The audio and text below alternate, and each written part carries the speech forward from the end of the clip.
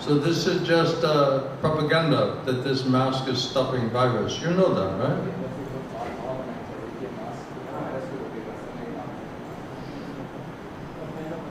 He's agreeing because he's saying it's like to move in the public, it's like made mandatory to wear mask for administration. You don't have to wear here. No problem. Everybody is free. No one has COVID. We'll not report you to the local police. All right, you can relax here. Okay, we're very relaxed atmosphere here. Until we start speaking about absolute truth. He's like, what did I come to, you know?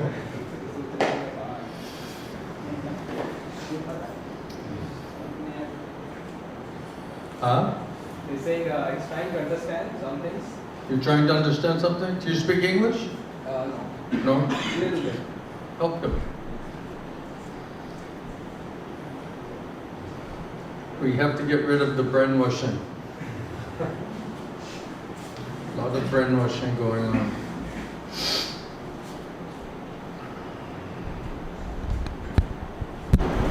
Materialists, they use fear. You can inspire and manipulate by love, or you can motivate by fear. Krishna does that. So if you get Krishna, he's motivating by attraction and love and affection. And if you won't accept it, then he's motivating by Maya. Heavy lashes, chakra. So he's using sin. You can be attracted and nicely accept. And if we won't accept because we're being stubborn or foolish or rascal, then heavy lashes of Maya is meant to purify us, humble us, and make us to surrender to Krishna. Because no other solution. Hare Krishna.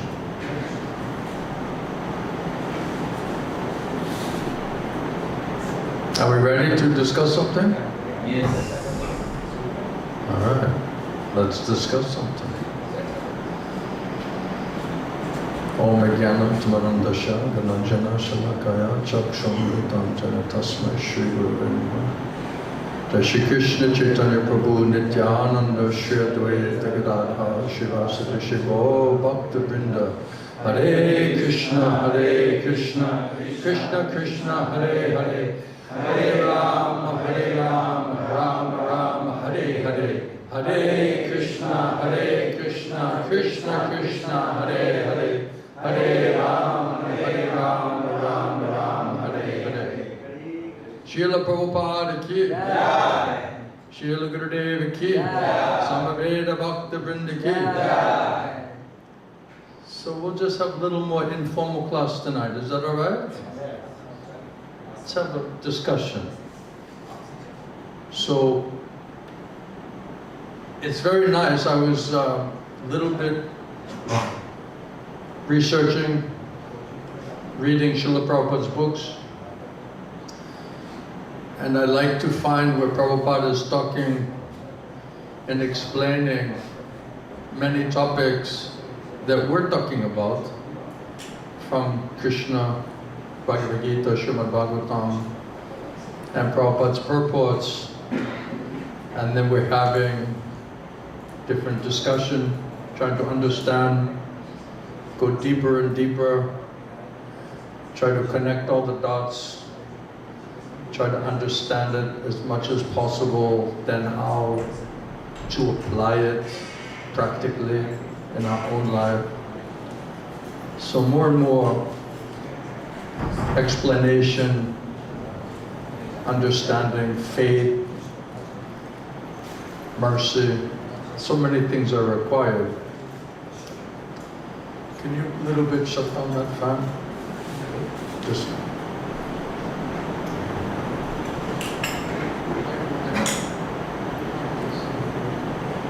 That one? So no, this one.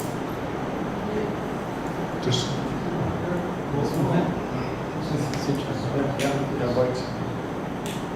I said 3 times this one. And he just keeps looking at this one. Right? So even on material platform, we're not very subtle. So this topic is 4th dimension, transcendental. We're basically talking about what's happening in Vaikuntha, with very gross material consciousness and very limited, if any, spiritual qualification. So this is highest possible knowledge to the least qualified people. So a lot of mercy is required to understand it. And to understand it, we need purification of all the contaminated, polluted coverings of our consciousness, because not allowing us to hear it clearly and to understand it deeply enough to give us faith and intelligence how to apply it. So when I was reading, looking at one particular point in Srila Prabhupada's teachings, then I found somehow Prabhupada gave me one nice discussion Srila Prabhupada was having on one morning walk in Los Angeles. And in this one discussion, Prabhupada's talking about the 5 things we've been talking and focusing on for the last 2 weeks. The 5 main points. If you boil down what have we been discussing and trying to focus on. So in this one morning walk, Srila Prabhupada's talking about all of those things in his own way. So it's very nice to see how Prabhupada is explaining it, and we go deeper to understand it. So anyway, we'll just read Srila Prabhupada's morning walk, and this was in December 10, 1973 in Los Angeles. You want me to invite you in? You're invited. Please come. Society has arrived. We're talking about Prabhupada. All right? All of us are here because of Srila Prabhupada. Let's face it. He's our Shiksha Guru. He's a prominent representative of Mahaprabhu, Srila Rupa Goswami, Rupanuga, Prabhupada-nuga. So he's from Goloka Vrindavan, Nitya Siddha, Premi Bhakta, dear associate of Srimati Radharani and Krishna, descending here in the material world, just like Krishna comes. He also sends his bhaktas. So Prabhupada says that Bhagavan, Bhakta, and their bhakti, it's not of this material world. It's a Maya Jagat, Tamagun, Rajagun, all lower modes of nature, material nature, darkness, prison house, all sinful activities going on here, especially in the Kali Yuga. Most sinful, degraded age. Everybody here, Kala Shudra Sambhava, means we're born Shudra or less. So Prabhupada telling other place that I'm creating your Sukriti. We have no real Sukriti, no samskar, no spiritual qualification. Patita, most fallen sinful people in the most fallen sinful age, and Krishna knows it. So if Krishna, Mahaprabhu, their devotees, if they don't come here, there's no light, there's no life, there's no infusion of spiritual Shakti to wake up the soul, to get us out of this tamagun, to create piety and sukriti. Without their coming and giving us their association,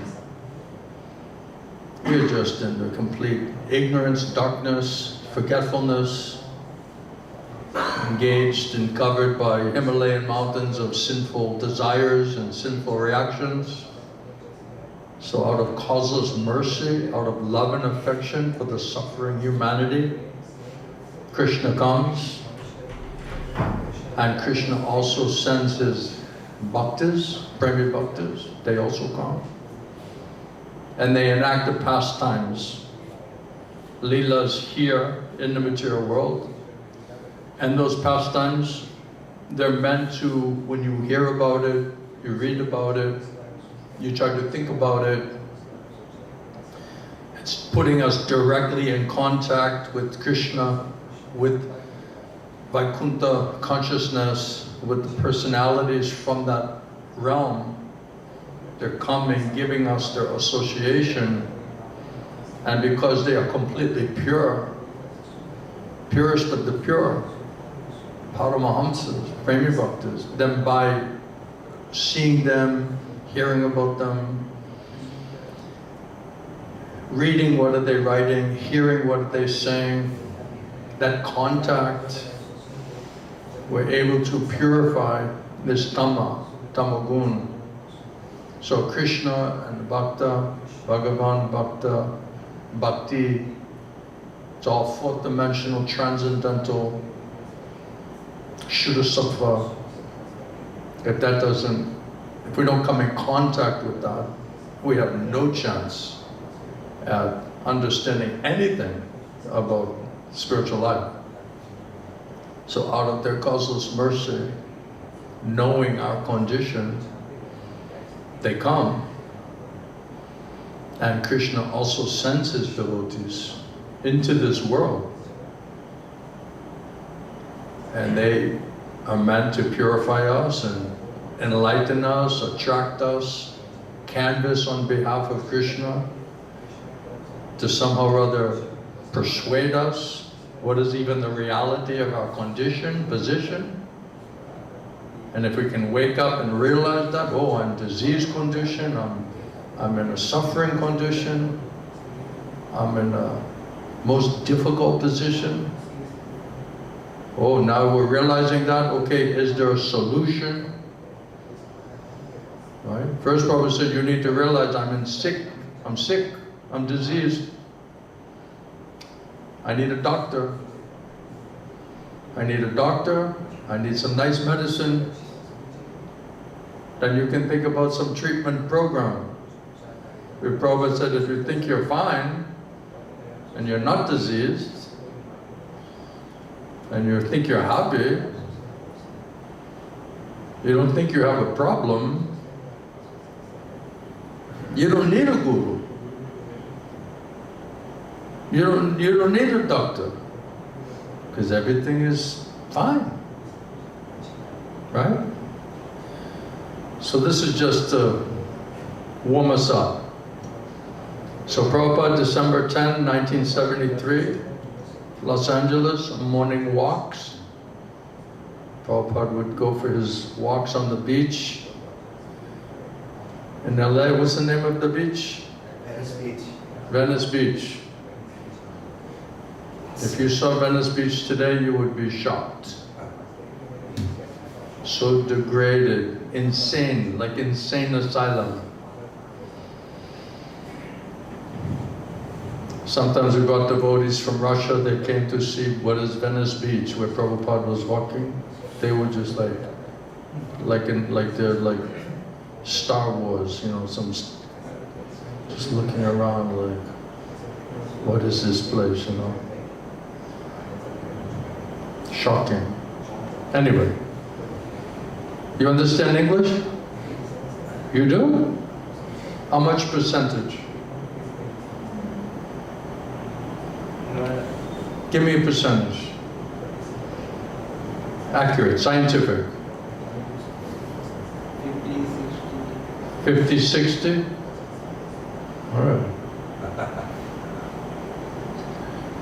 So one devotee, Sudama, Prabhupada disciple,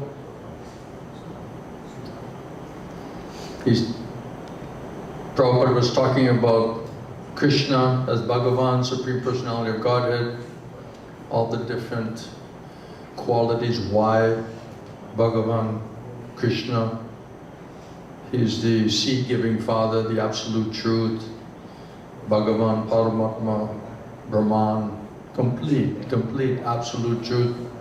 So one disciple of Prabhupada, he said, but most people, they have difficulty accepting and understanding all of these things. And Prabhupada said, but he's got so many difficulties because he's a diseased rascal. We have so many difficulties. We have difficulty understanding and accepting all of this. Yes, because he has so many difficulties because he's a diseased rascal. And so he has to be treated. But his only fault is that he doesn't want to be treated. So the diseased rascal will not admit that he's diseased rascal, and even offering treatment program, the fault is they don't want to be treated. So he's diseased person, Prabhupada says, but he doesn't want to be treated. When he's treated, then he'll understand. But he's not agreeing to be treated. You're not cooperating with the treatment program. And this is his fault. A tuberculosis patient, he doesn't want to be treated. But if he's treated, by that treatment, he can be brought back into a healthy state. So this Krishna consciousness movement is treating all these fools and rascals. Such nice words, right? Everyone thinking sadhu, he just has to be a certain way, right? Prabhupada saying fools, rascals, rascaldom. This is heavy, sharp, cutting. Fools, rascals. So Krishna consciousness movement is treating all these fools and rascals because all of them are born rascals. I'm a Brahmana. I'm Indian.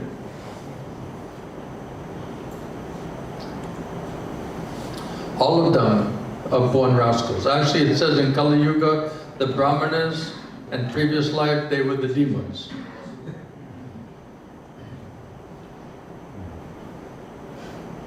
So the demons in Kali Yuga, they're born as the Brahmanas. You didn't know that? It's amazing what you can learn. I hope you're not a Brahmana. Oh, that's good. Become real Brahmana.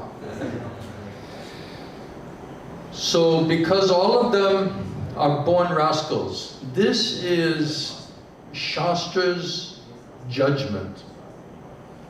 Abodha jata. Jata means born rascals.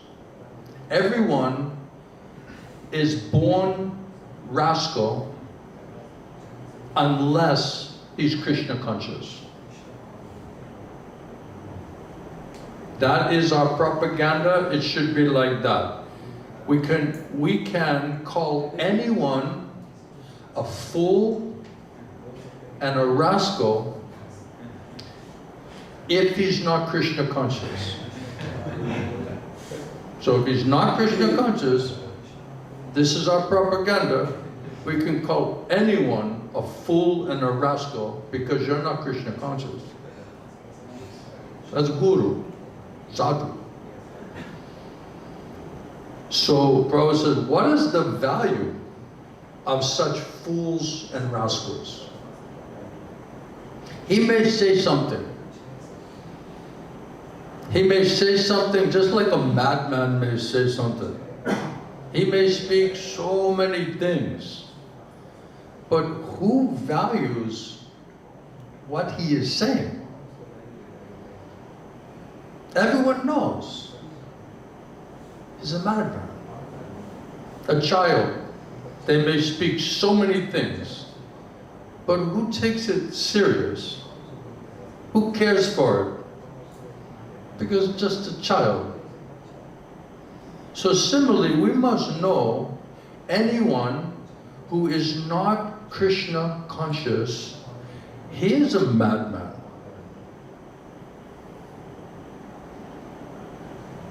He is empowered by the illusory energy only. And therefore, all of his talks is complete nonsense. Interesting. This is not for the faint of heart. You think Prabhupada just is going to flatter you? You're born a fool and a rascal. You don't even know it. You don't even want to take the treatment program. Then you have so many things you have to say. You're not just a madman. No one should even listen to you. It's all nonsense. And we're thinking like the whore, like the ass, right? Singing poetry. Right? He thinks he's making nice, beautiful music and poetry, but it's an ass, right? And everyone around is like, oh, what is this? But if you ask the ass, Gatha, he thinks, oh, I'm making such nice music, poetry.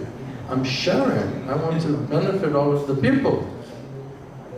And everyone else is like, well, this is horrible, isn't it? But he's so callous, he doesn't know what it actually sounds like and how everyone is reacting for that, isn't it?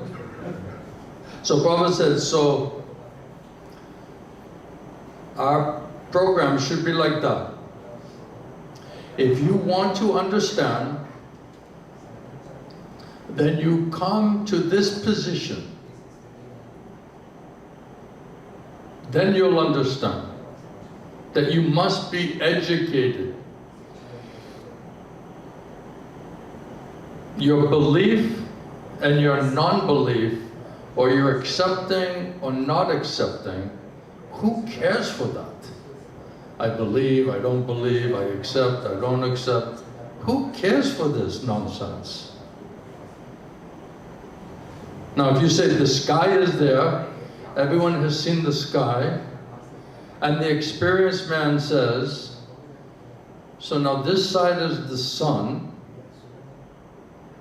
and if somebody says, well, why is it not on this side? Why is it on that side? So who cares for this version? You rascal. You may say like that. You may say any damn thing, but it is a fact that the sun is on this side. So one who knows, he can say. One who does not know, he'll just argue. he'll speculate, give his opinion, he'll argue, he'll not accept the obvious. Well, why is it not on this side?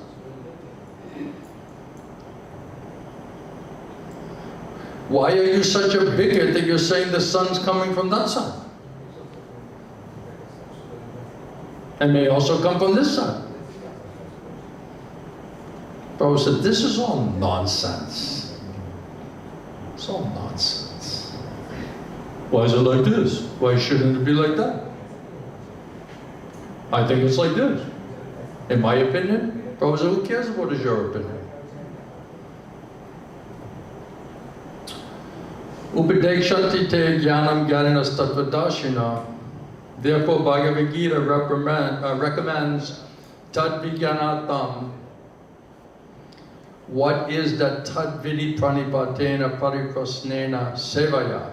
It says in Bhagavad Gita, just try to learn the truth by approaching bona fide spiritual master, inquire from him submissively, render service unto him. Self-realized soul can impart this knowledge to you because he has seen and understands the truth. So Prabhupada said, you must go to a person surrendering. We're talking about last couple nights, surrendering. You must go to a person surrendering, not with your naughty behavior. Why this? Why that? Why do I have to accept this? Why do I have to listen to that? I want you to tell me this. This is naughty behavior, right? Not simple. So Prabhupada says, you must go to the person surrendering, not with your naughty behavior, why this, why that. First thing is surrender. You must approach a person and surrender. The first thing is pranipatena. Then you may question. Then you may ask question. Unless you have surrendered, you have no right to ask a question. Wow. Unless you have surrendered, you have no right to ask a question. What is the meaning of such question? You're simply a waste of time. If you're not surrendered, you'll not try to understand, accept the answer, and you have a question, you're just wasting your time. You're wasting the Guru's time. If you surrender to a person, Prabhupada says, and whatever answer you get from him, you'll accept it, that is called surrender.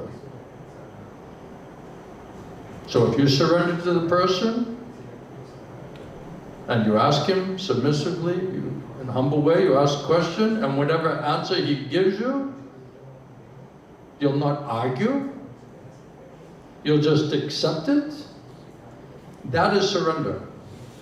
So find out such a person, first of all, that you can surrender there, and you'll accept whatever he says.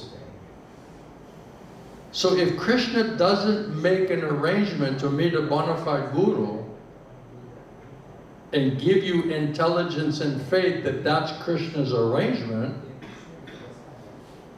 and that if you ask that personality a question, Krishna is going to use that guru, bona fide external manifestation of Supersoul, to answer your question, and you'll accept that answer as if it's coming from Krishna through purified medium of Guru, and then you'll accept that instruction as life and soul, not argue, not complain, just simply, Prabhupada says that you'll accept it.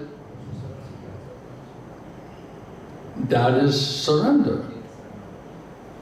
So without Krishna's mercy, merciful intelligence and faith, how can you surrender? Why would you surrender to that person? Because you don't have intelligence and faith that Krishna is going to speak through him. Why would you surrender to that person? And then why would you ask a question when the answer, you may or you may not accept it? That makes no sense. Okay, if I was, someone asked me, if I was going to surrender to Krishna, what would he tell me to do? No, that's not how it works. Krishna says, as you surrender, then I'll reveal myself to you. I'll reward you, I'll reveal myself to you, I'll give you intelligence and faith, how you can know me, how you can come to me. So find out such a person. Does that mean you just go looking on your own with contaminated mind, intelligence, and senses? How do you find out such a person? With what way do you measure that? Right, it's like someone says to the worker, okay, I want you to go measure all of the doors and windows in that room. But it doesn't give you a measuring instrument. Then how will you measure it? You'd be like, it seems like it's not accurate. You need a measuring instrument. So that intelligence and faith comes from Krishna, Paramatma, Chaitanya, Krishna. If you get that intelligence and faith by the mercy of Krishna, one gets bona fide Guru. Then by the mercy of bona fide Guru, Krishna will tell you through that Guru what you need to do to qualify yourself, how you can purify yourself, what seva you can do to learn how to surrender and serve Krishna. So Prabhupada says, Tadvidi pranipatena, the first thing is pranipat, surrender. Therefore, Krishna says, surrender. I remember one time they asked me to speak at one Padayatra. No, it was Rath Yatra in Philadelphia. And it was all young people in the tent. So I said, great, I have a chance to preach to the young people. And then they stopped me before I went in. They said, Maharaj, can you speak a few words? Yeah, I'm happy to talk to anybody about Krishna. But please, don't mention about surrender and, 4 regulative principles. She gave me like 10 or 15 things which were like forbidden to talk about, right? And like the most important things. So then I was like, well, I don't know what else I'm supposed to say. I was literally like in there, like I was choked. Because everything was being censored. I had entered into the metaverse of cancer culture. So therefore, surrender. You know what metta? You know what it means in Hebrew? Death. Yeah. Metta means death in Hebrew. Did you know that? You learned 2 things today already. So Prabhupada said, these rascals, they're all puffed up with false knowledge. So all the fools and the rascals that were all born as fools and rascals were all puffed up with false knowledge. So therefore, their first business is to surrender. And Prabhupada says, rascal, you surrender. That's Prabhupada's preaching. Rascal, you surrender. That is our Krishna consciousness movement. What is the Krishna consciousness movement? Rascal, you surrender. And Prabhupada says, without surrendering, then he just remains a fool, because he's puffed up with false knowledge. Just like these so-called scientists and these philosophers, very proudly they're thinking, oh, what is this Krishna consciousness? But they do not know that they are in the fool's paradise, the metaverse, the fool's paradise.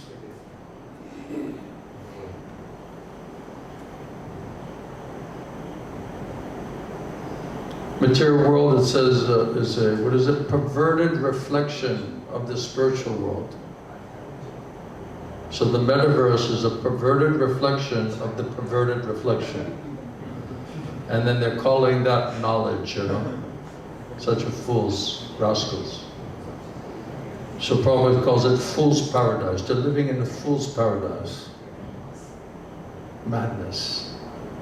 Tadvidi pranipatena pariprasnena. If you have surrendered, then you have right to ask some question. And seva, that pariprasna, the question, should not be a challenging question. Prabhupada other places, you cannot challenge God and know Him at the same time.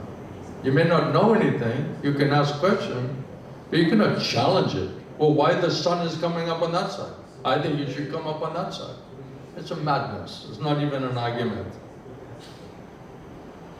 So, no challenge. And the service should be humble service attitude. This is our process. When you find out the Guru, by the mercy of Krishna, then we just simply must try to satisfy him by our service attitude and surrender unto him. Then the Guru will explain everything to you. By the mercy of Krishna, one gets such a Guru. By the mercy of bona fide Guru, he'll qualify you, explain everything to you, how to understand Krishna, how to get Krishna, how to please Krishna, everything. 2 mercies required. Prabhupada said, Upadekshanti te jnanam jnaninas tattvadashina. Because the Guru, he knows everything. He'll explain it. This is our program. Yasha Devi Parabhaktya Yata Devi Tara Guru Tashati Katita Artha Prakashante Mahatmana Svetashvata Upanishad. Unto those great souls who have implicit faith in both the Lord and His spiritual master, all of the imports of all the Vedic knowledge are automatically revealed. So if you have complete unflinching faith in Krishna and the Guru, spiritual master, that means you're directly in touch with and completely depending on the source of all knowledge and intelligence. Krishna is within everyone's heart. He knows everybody's question, he knows everybody's problem, he knows everybody's doubts. He'll answer all of that through the medium of the Guru. He'll give the intelligence and faith in that way, and from the Shastra, that has to be explained by such a Guru and heard through submissive all reception. This is process. Prabhupada said, this is the process of understanding. Prabhupada said, one who has bona fide Guru, he's supposed to know everything. What does that mean? Well, how many times we read that, right? Prabhupada says it, Bhagavad Gita. Bona fide Guru, he's supposed to know everything. You think the Guru doesn't understand me? He doesn't know our culture. He doesn't know our language. He's coming from a different part of the world. You have material conception of Guru. Bona fide Guru is pure via medium of Krishna. Just like vessel. He's also a witness of what is Krishna doing, what is Krishna saying, how is Krishna explaining to us. He's also hearing. That's Guru Tattva. Very subtle Tattva, very difficult to understand. Because really it's Krishna directly manifesting. Sakshat Ripena Sumasta Shastra. So this is the process of understanding. But sometimes we mistake. Sometimes we make a mistake. We go to one who is not seen or understands the truth, and we approach him and then accept him as a guru. So we make a mistake. Well, they said he was a guru. My Gurudev used to laugh. He said, you see, you all accepted the guru because everyone around you said, oh, he's pure devotee, he's bona fide guru. And my Gurudev used to say, but you were not smart enough to ask the question, is he really? You just blindly accepted, you know, by the mass, what is it called? Mass populi, or the, you know. Vox populi. Huh? Vox populi, right? You just, because the common people, what the common people have said, then I just blindly I accept it. So Prabhupada says, so sometimes you make this mistake. One who has not seen the truth, does not understand it, and we approach him anyway, and then we accept him as a guru, and then we become baffled, more confused. Jnaninas tattvadashina. You must approach a guru who has seen the truth. How do you know who has seen the truth? How are you going to judge it? Right? We're completely baffled, completely contaminated. We have no understanding what is what, and we're like, all right, I have to make this judgment whether this person has seen the truth or not. How are you going to measure that? So easily you'll make a mistake if you just depend on yourself. Mine will be like, okay. It's like saying, it's like calling your friend and say, let's go shopping. And you go to the mall. Right? It's like saying to the Maya, it's like, Maya, let's go pick out a guru. Maya's like, all right, we'll find one. So we are baffled. But you must approach a guru who has seen the truth. And without Krishna's arrangement, intelligence, and faith, how are you going to understand that? So many people, they say, oh, he's a guru now they gave him the staff, your godbrother's a guru, right? Can you just congratulate him? They want me to congratulate him, you know? And the only thing I want to do is just ask him, before I congratulate you with your freshly minted stamp, can you just explain to me what is Guru Tattva? Simple question. From Prabhupada's books and teachings, scientifically, as it is, with realization, with faith, with potency, convince me what is Guru Tattva. Then I'll congratulate you.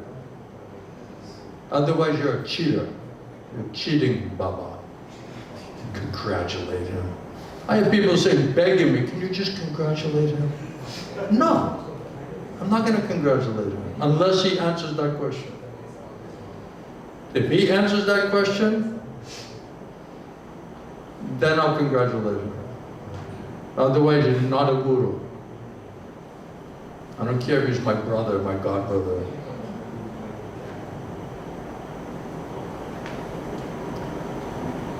So if you approach bona fide guru sent by Krishna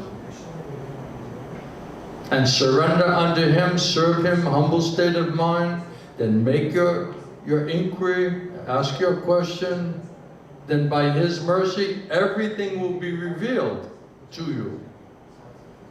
This is how Krishna will help you.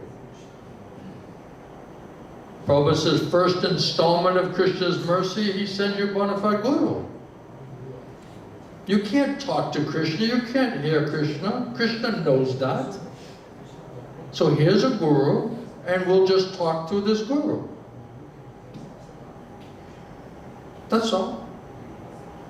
Right? It's like, someone's in another place, right? You can't see him physically, but he sends you in the Amazon a cell phone loaded with the SIM card already activated. Then he says, okay, I'm going to talk to you, but you have to use this phone. That's how we're going to communicate.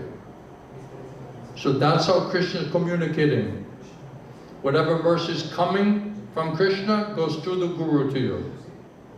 Whatever you're offering to Krishna goes through the guru up to Krishna. Like middleman. The guru's like a middleman. Like a broker. Right? And like a lawyer, advocate. If you get a really good lawyer, really good advocate, and he knows the judge, and you want to, quiet.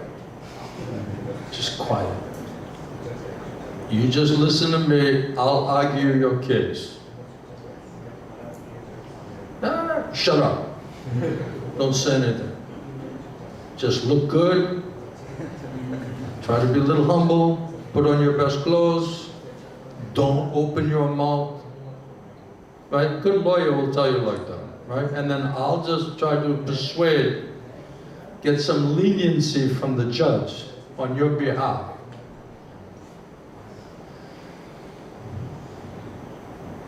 This is Krishna's arrangement.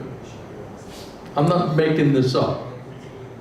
Like, okay, if I want to be a guru, like what philosophy could I come up with so I can be a guru? Right? This was going on long before I ever showed up. Long time.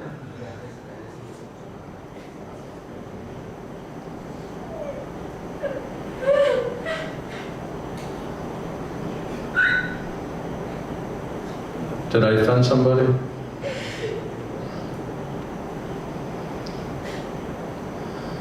Everything will be revealed by the mercy of Guru Krishna. These are the statement of the Bhagavad Gita. But they'll not surrender. They'll not serve. They cannot find out who is actually seen, who is not seen. I don't know who's who. I'm not surrendering, I'm not serving, I don't know who to ask all these questions to, I don't know if I should accept these answers. So many difficulties, Prabhupada says. Therefore, they are cheated. Therefore, they are cheated. And they go to this other man, they go to the Maharishi, they go to Dr. Mishra, they go to this Babaji, this yogi, this and that. Therefore, they are cheated because they do not know. And this is their position. So, one of the disciples of Prabhupada is telling that one time one boy came to the temple, he chanted, and then he took some prasadam. He became very blissful. Then he bought a Bhagavad Gita, to study. And then when he went away for 1 week, he associated with some Christians, so-called Christians. And they convinced him that he had committed a great sin and that he should come to the temple, go back to the temple and destroy the deity. Hare Krishna. So after dancing and chanting in ecstasy, taking prasadam, reading the Bhagavad Gita, he returned to the temple a week later and he tried to destroy the deity. This was in Detroit. It's another cuckoo place, Bagala. And Prabhupada said, oh, he attempted to do like this? And the disciples said, yes, but we prevented him. We stopped him. And then Prabhupada said, we must be very careful because there are so many fanatics, so many crazy fanatical people out there.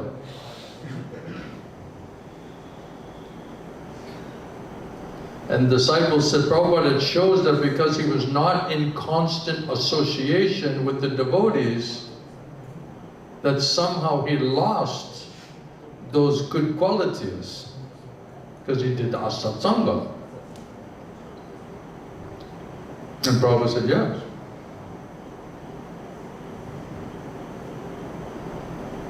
Because of asatsanga, then he quoting from Bhagavad Gita that you're contemplating objects of the senses, you develop attachment.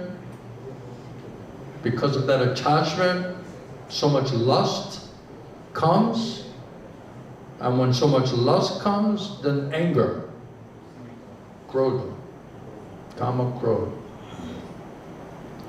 Interesting, Prabhupada said, so why did you not arrest him and give him to the police? Very interesting. He committing a crime. Why you didn't arrest him for that crime and give him to the police? And then the disciples said, Govardhan said, we did. We beat him. Then after beating him, we took him to the court and then they put him in the jail for 3 months. And Prabhupada said, oh, that's very nice, yes. Oh, that's very nice, yes. But how is it that he's becoming enthusiastic about Krishna? And Prabhupada said,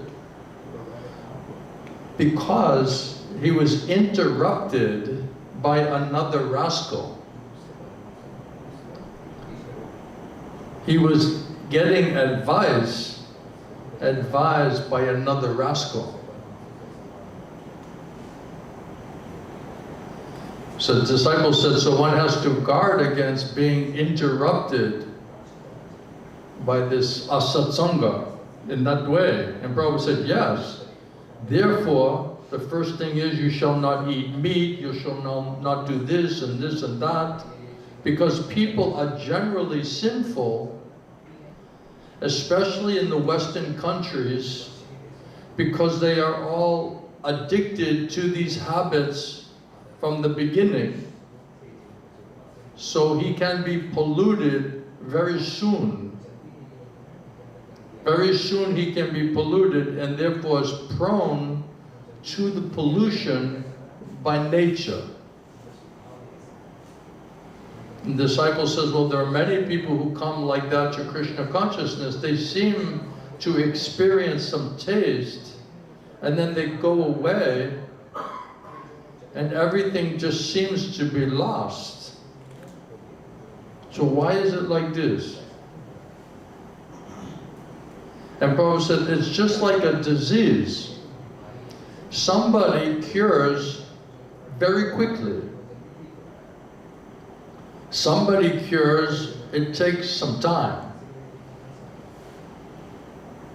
according to what is the acuteness or the seriousness of their disease. So some can be very quickly cured, and others it takes some time to be cured. Somebody even dies. Somebody falls down. Because it's a treatment.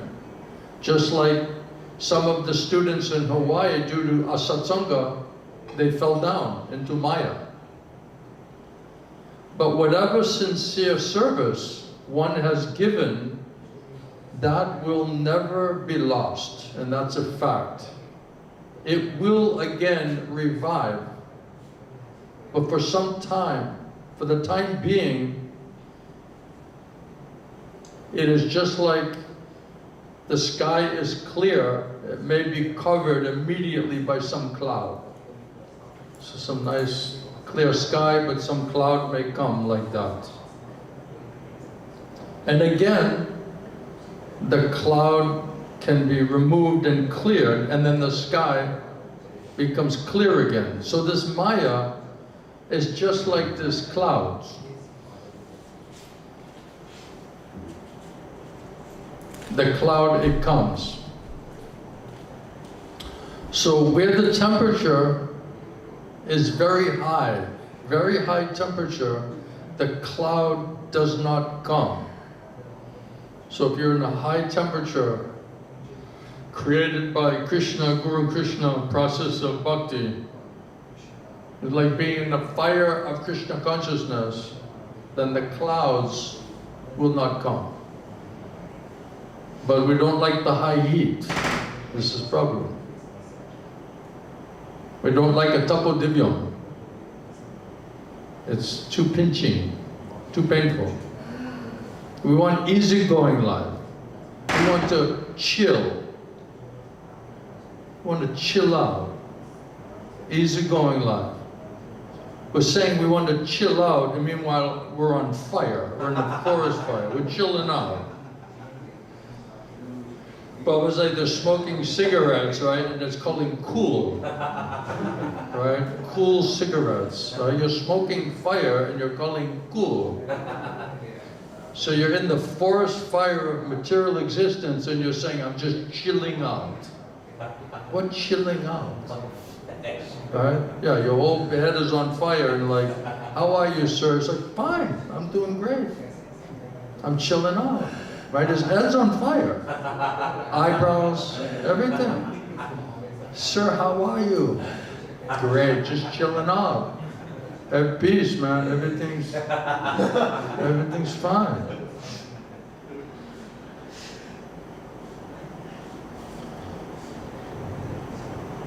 So the disciple that says, Prabhupada, Krishna has sent you here to teach us the art of surrendering.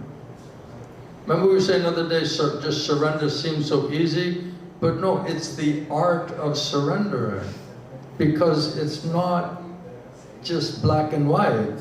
It's a process. It's subtle.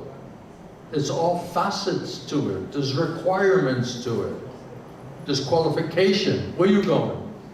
I have some other service to do, Maharaja. She's a bad student. It's getting too hot in here. I have some service for Hare Krishna. Come back again when you can take some heat. Something. Some school is better than no school.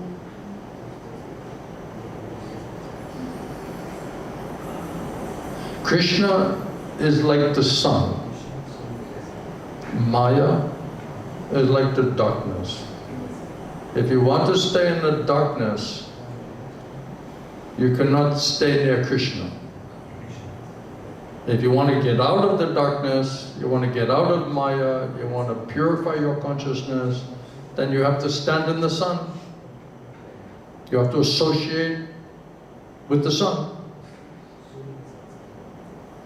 So disciple says, now Srila Prabhupada, Krishna has sent you here to teach us this art of surrendering. And Prabhupada says, yes. Yes, Krishna has sent me here to teach you the art of surrendering. And then disciple says, well, Prabhupada, now you have told us that first of all, surrender. So as your students, we're trying to hear you in this way. Now when we go and we preach, and we tell that man, first of all, you surrender, otherwise you'll not be able to understand, then what question is there of preaching? So if he doesn't surrender, he'll not understand, so like, what are we preaching? And Prabhupada says, they have already surrendered. They have already surrendered. When they have come to hear you, that is a symptom of surrender. Right? Remember we were saying that you have to surrender and then you can come in here? So if they're coming to here, that's an act, a symptom that they're surrendering. They're considering trying to hear. What are you selling? what is your presentation? Right? What is your offering? Why should we come and hear from you? So first thing is surrender. And Prabhupada said, they're surrendering because they're coming and hearing from you, and that is a symptom of their surrender. Otherwise, why will he waste his time? So there is little bit surrender.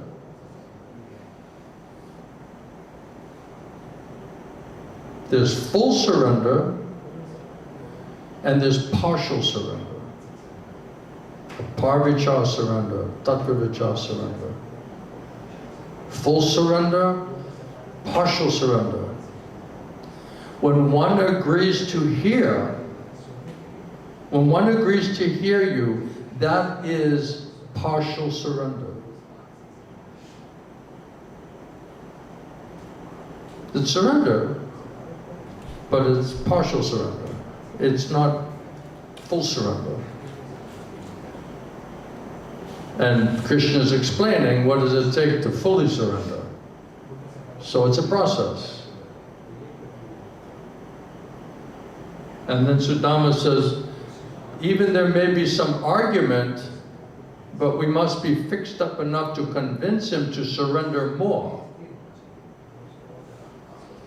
And Prabhupada, this is very interesting. Prabhupada says, actually, at the present age, now this was in, what, 1970, 1972? Right? So what is it now? Like, it's like 50 years later. He's saying at that present age, 50 years ago, nobody is interested in spiritual subject matter. Nobody, he says it again, nobody is interested. So nobody is coming to surrender to you. Therefore, you have to go out and you have to canvass them. Please surrender. Please surrender. I'm begging you, please surrender. And Prabhupada said, this is our position. Otherwise, Tat Vigyanatam Sagurum Eva Vegachet, Mundaka Upanishad. Prabhupada quoting Upanishad says, to those to understand these things properly, one must humbly approach with firewood in the hand to do seva, not to hit over the head, not with a gun, all right? To do seva, humble state of mind, a spiritual master who is learned in the Vedas, and who is firmly devoted to absolute truth. So to understand these things properly, we need proper bona fide guru that's sent by Krishna. And then Krishna will explain everything, because he's the source of all knowledge and intelligence, through the guru. If Krishna doesn't tell you he's the guru, how you'll surrender and take that what he's saying is coming from Krishna? You'll just say, oh, this is just some person, he has his opinion, he has his feelings, he has his interpretation, his slant on this, right? No, that's not Guru Tattva. Directly Krishna. Prabhupada says one should come to this kind of guru, but nobody comes to the guru. Therefore, the guru has to come to the USA to canvass you. Right? You're not all running to the guru, so the guru has to go there. Prabhupada said this is the position. Nobody went to me in India. Nobody was coming to Prabhupada in India. Prabhupada is Nitya Siddha, Mahabhagavata, Premi Bhakta. He knows everything. He can give everything. Why nobody coming from India to associate with such sadhu? So Prabhupada said, nobody went to me when I was in India, but therefore then I came here to the USA to canvass you, because it's Kali Yuga. This is Kali Yuga. So the real process is one should go to the guru. Intelligent man, he goes, he seeks out the guru. I remember my spiritual master, he was saying, after he was finished in Grihastha Ashram, he was getting ready for the next stage of his life. Then he said, I just traveled like mendicant all over India looking for my guru. So one who's high class, intelligent person, they will seek a guru. Prabhupada says not just a guru, the guru. Because they think my life is meant for spiritual realization, so I must find out such a guru. And that is his business. My Guru said he traveled all over India, went into all different ashrams, different temples, and met all kinds of spiritualists, everybody. He met everybody. And he couldn't find his guru. Then lastly, Gurudev said, then I thought, okay, I'll go to Vrindavan. Because Vrindavan is Radha Krishna's place. So surely I must meet my guru there. So the last place, so Krishna educated him. He said, Gurudev said, I learned so much, I saw everything, I understood so many things. And lastly, I came to Vrindavan, I met my guru. So this life is meant for that spiritual realization, so I must find out such a guru. That is his business. But Prabhupada says the people in this age, they are so fallen in this age that nobody is interested in that subject matter.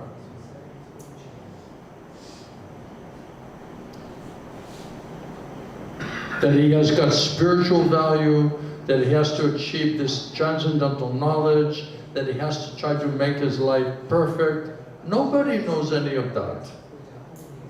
And we read other night, Krishna was saying this, nobody's competent, no one understands it. Prabhupada said, again, Shastra says, Kalau Shuddha Sambhava, everyone is fool, rascal number one. Therefore, Chaitanya Mahaprabhu, he taught preaching. These rascals, they are so fallen, they will never search out a guru. So the guru, he should go and find them and canvass them, preach to them. Are you liking? Yeah. Yeah, you following? Yes. And then the disciple says, Prabhupada, therefore you are the Jagat Guru. You're the guru of the whole world.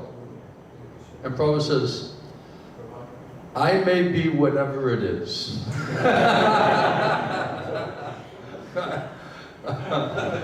So it's saying, you're Jagat Guru. I may be whatever it is, but that is the business of the Guru, you know.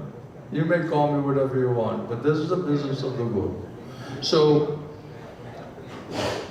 another disciple said, you are so kind that your books are attracting so many. And those books, they have the same potency as yourself. And your canvassing as these books is so effective, Srila Prabhupada. And Prabhupada said, Chaitanya Mahaprabhu, he has taught us. Even Nityananda Prabhu, Hari-katha Thakur, they were sent out by Mahaprabhu. Go and preach, go door to door, teach them Hare Krishna. And Chaitanya Mahaprabhu, even he personally did it himself. So our mission is like that. People are so much rascals. They'll never come to the Guru. They'll never come to the Guru and they'll never surrender to the Guru. Manda sumanda matayo. Manda bhagya hiupadhuta.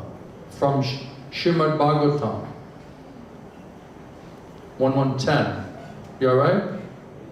It says, O learned one, in the age of Kali Yuga, men almost always have but short lives. They're always quarrelsome, fighting, arguing. They're lazy, misguided. They're unlucky. Unlucky. I'm on your luck. What is your problem? I'm unlucky. I don't have good luck. And above all, they're always disturbed. Always disturbed. Always fighting. Always conflicting. Lazy, don't want to do it. Always don't know what to do, what not to do. Misguided, wrong decisions, suffering because of bad decision making. Then we say, I'm just unlucky, I have bad, no luck. And above all of that, we're always disturbed. So you do the math. You do the math. Whether you're a resident of Kali Yuga or not. And Prabhupada said, so they are so much embarrassed with all of these material calamities. If you consider all of those things and you say, yes, I'm one of those, it's embarrassing. If you have any shame at all, any self-awareness, it's very difficult to be puffed up and fit the bill at the same time. So those who very much, they're embarrassed by all of this, my life, my situation, and all of these constant disturbances, by nature, they are very rascal. By nature. What is your nature? I'm a rascal. And very lazy. They don't want to, in English they say he doesn't want to lift a finger. He has trouble lifting even one finger. Right? Very lazy.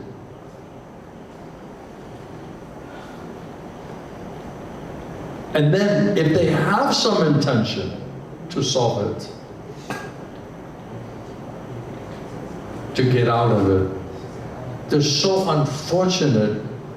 Then they go to these other so-called gurus, sadhus, babajis, Maharishi yogis, right? So they little bit think I should get some help, and then what do? They go to this type of person instead. This is very unlucky. Prabhupada says, they go to this Guru Maharaji, Dr. Mishra, they go to this and that, this guy, that guy. They'll go there. They'll not go to the real person. Because the real person is strict. Suppose somebody comes here, if he comes to me, I shall immediately order you. You have to do this, you cannot do like this, you have to do like that.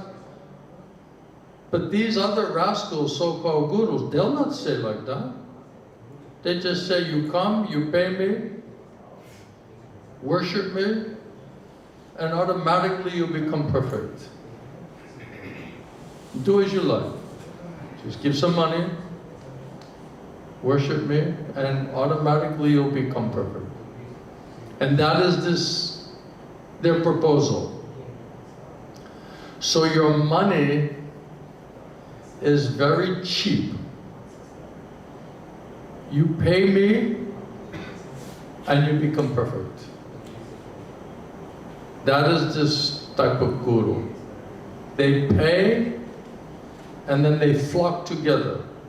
That is going on. This is called Sumanda Mataya. They're misled. They're misled. So by nature, they are rascals. And if they take some path, then because of this being misled, again they become involved in rascaldom. Why? And Prabhupada says, because they're very unfortunate. And they're always disturbed. Therefore, they cannot find out. Therefore, the real guru has to go to them and canvass them. So that they don't know what is what. What is real, we think it's unreal. What's unreal, we say it's real. What is truth, we think it's untrue. Untruth, oh, that's true.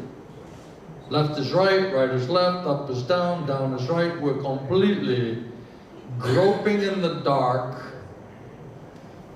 When we do make a decision, it's the wrong decision. And then we're suffering more, and Prabhupada calls it, I was going to say bewildered, mangled, you know, we become baffled. Means don't know what to do. And if you don't know what to do and you're trying to live your life, you become mangled. You know what is mangled? You know, like a car crash, and the car or the bus gets completely like a tin can, you know? Gets crushed. It's called mangled. So because of that, the guru goes and has to find them and canvass them. This is the position. We have a short age. They're not going to live for many years. Most of them are unfortunate rascals. And even if they are eager somehow to accept the guru, they accept the false guru, and then they are materially disturbed. And this is the position of the people in this age. So against so many disturbances, against so many counterfacts, we have to go and preach to them and canvass them what is what.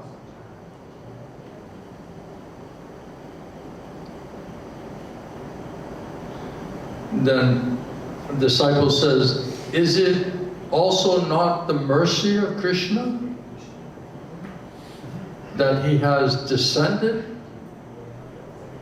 And Prabhupada said, yes, therefore the Guru is called Krishna's mercy incarnation. So the bona fide Guru from Krishna is Krishna's mercy incarnation. If you want Krishna's mercy and you deserve Krishna's mercy, how's Krishna going to give you mercy? Through the Guru. Krishna is trying to give you through the Guru, and we're looking at Krishna, Krishna, I need mercy. I need your mercy. And the Guru is like, I'm trying to give you Krishna's mercy. No, no, no. I need Krishna's mercy. I need Krishna's mercy.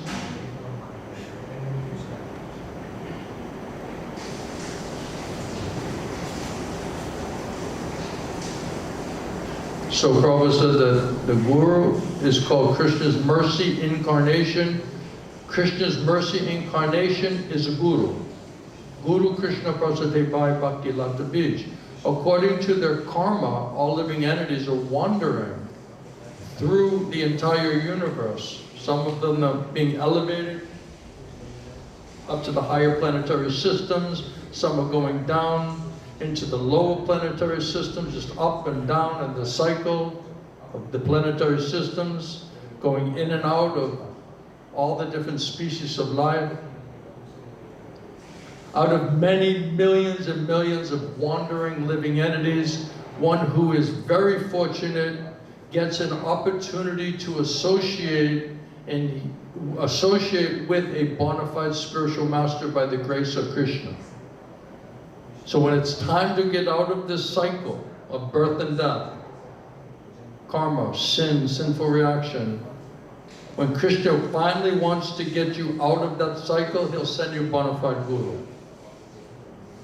That's his first installment of mercy. If we can recognize it, understand it, take advantage of Krishna and Guru, then we can, Prabhupada said, if you're very serious, one life, you can get out, you don't have to come back again.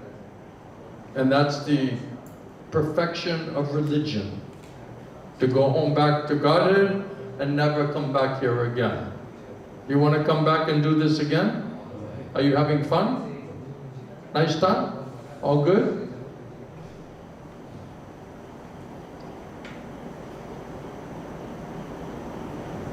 By the mercy of both Krishna and the spiritual master, such a person receives the seed of the kripa of devotional service. Bhakti Lata Bij. Mercy of Guru and Krishna. How are you going to get it? Where are you going to get it? Where are you going to get the Bhakti Lata Bij? Right? We're trying to figure everything out. Have we figured out where we're going to get a Bhakti Lata Bij? Isn't that like the whole point of what we're trying to figure out? Right? We want to build a house, we're going to have a big farm, and we're going to have all these, right? We have this whole plan, and we never figured out how to get like the first seed, you know? What are we going to figure that out later? So Krishna, Prabhupada said, he is so merciful, he's trying to educate from within. And outside, he sends his representative to teach us. So he's trying to bring all of these living entities back home, back to Godhead, in two ways. Inside and outside. In this way, his propaganda is going on. So Krishna is giving you this canvassing propaganda, good advice inside and outside through the Guru, to the Shastra. In this way, Krishna's propaganda canvassing is going on. And devotee says, Prabhupada, you're just like the reservoir of mercy. And Prabhupada says, no, mercy reservoir, that is Krishna. We are servants of Krishna. We have to abide by his order, that's all. Real mercy is Krishna's mercy. So my Gurudev used to say, many times I heard him say, you know, I'm just like a pipe. I'm just a pipe. The reservoir is there. I'm just a mere pipe. So the mercy is coming from Krishna. Right? He's the reservoir of all mercy. And just how is he delivering it? Through the Guru. Therefore the Guru is just a pipe, a mere pipe.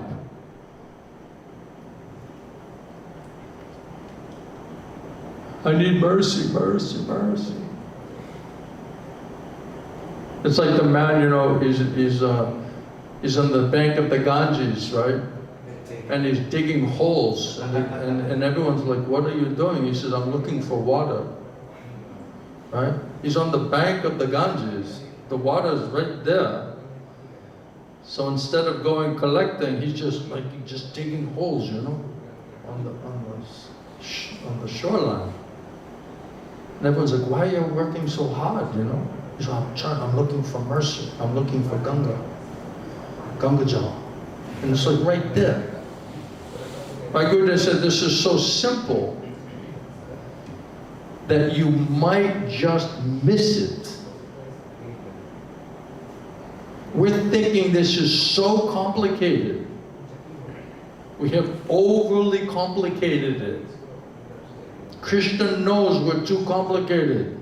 He's trying to make it as simple as possible.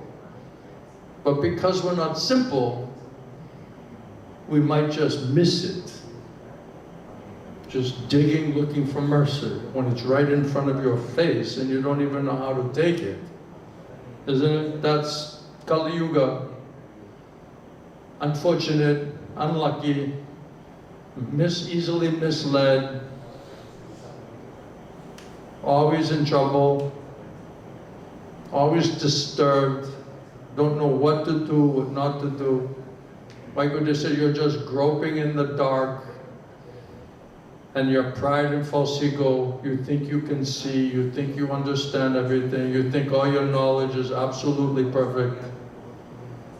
The whole thing, Prabhupada says, is faulty, and you don't even realize that it's all faulty. Everything in the material world is faulty.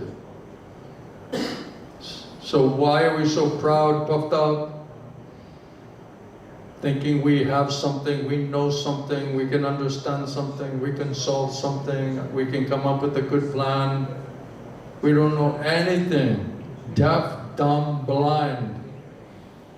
And until we realize that, then we realize, wow. You know, if someone's deaf, dumb, and blind, they need somebody to come to bring them across the street, isn't it? They can't hear the cars, trucks, buses. They can't see anything. Right? They're going to get themselves killed. If some gentleman says, oh, this person is deaf, dumb, and blind, but they're trying to cross over there, okay, let me see if I can help them. Then you're trying to help them, and they're like pulling their arm away. It's like, you know, I don't need your help. Of course, they didn't say that. But they're thinking like that. He's like, how can a deaf, dumb, and blind guy say I don't need your help? Right? He's caught up on that, so I had to answer that of course he can't say anything, but he's thinking like that.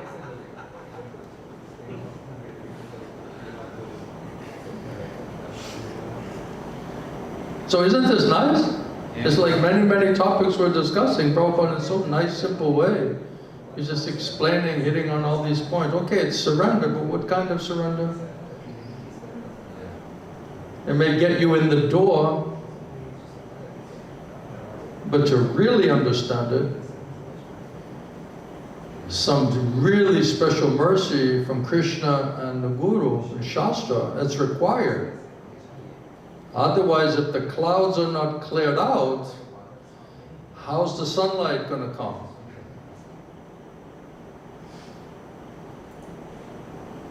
We're getting glimpses of some light, sometimes, but by mercy of Guru Krishna, all the clouds can go. But we're like, we're just trying to like position our chair, we're doing everything else, like to just try to maximize the sun. But by the mercy of the sun, he can find you. That's why they come to you. That's why Krishna comes here. That's why he sends his devotees here. They're canvassing. Maya Jagat means it's all Maya. Maya's canvassing. That's all we know. Before Krishna, Prabhupada come, there's no contact of Vaikuntha in this world. There's no fourth dimensional vibration or information or opportunity or path or ticket. You don't even know it exists. So what are you going to figure out? It's a gift. All you have to do is take it. I'm like, well, I just need to analyze this and just trying to, I don't want to get hurt. You're already hurt. You're already messed up. You're already suffering. Just take it. Any questions, points? Anything? How much did you get? What percentage? 62?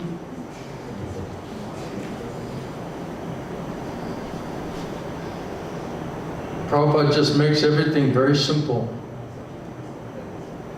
We're taking all the 4 Vedas, all of the different paths, karma, jnana, yoga, bhakti, all the different types of yoga, hatha yoga, dhyana yoga, raja yoga, ashtanga yoga, right? One devotee here challenging, he said, you have to be perfect in ashtanga yoga before you can do bhakti. How? In Kali Yuga, you're going to do Ashtanga Yoga? They're doing in Satya Yuga, Ashtanga Yoga. Kali Yuga, you're going to do Prabhupada laughing. Some yoga center in New York City. He said, what yoga are you going to do in New York City? Perfect atmosphere to transcend material modes of nature? Complete tamagun, rajagun. Anything? Any last thing before I'm done? Any burning questions? Yeah?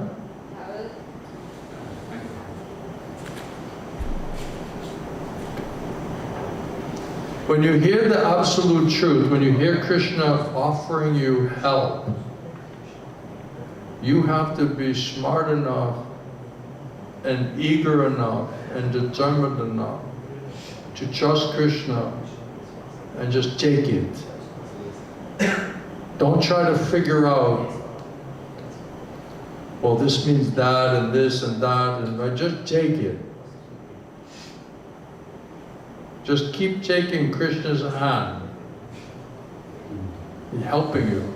You cannot figure it out. It's mercy. Don't overanalyze it. In English they say analysis paralysis. Right? You're just analyzing it to, we used to say you're analyzing it to death. Analyzing means not accepting. There's nothing to figure out. Krishna already figured it out. Well, I'm just trying to figure it out. Trying to figure it out? Up is down, left is right, truth is untruth, untruth is truth, real is seen as unreal, unreal is seen as real. Maya's a witch. She's made the whole thing like put a spell on all the people. The whole thing is faulty, the whole thing is disturbed, contaminated, and we're like trying, what are we going to figure out? And then we're proud and false ego think, oh yeah, I just need to think about this. I need to do some research and read some books and I'm going to figure the whole thing out. With what? Yes. Why won't the GBC cooperate so we can all just be Prabhupada's family? What? Why won't the GBC cooperate so that we can all just be Prabhupada's family? Because they want to be in Maya's family.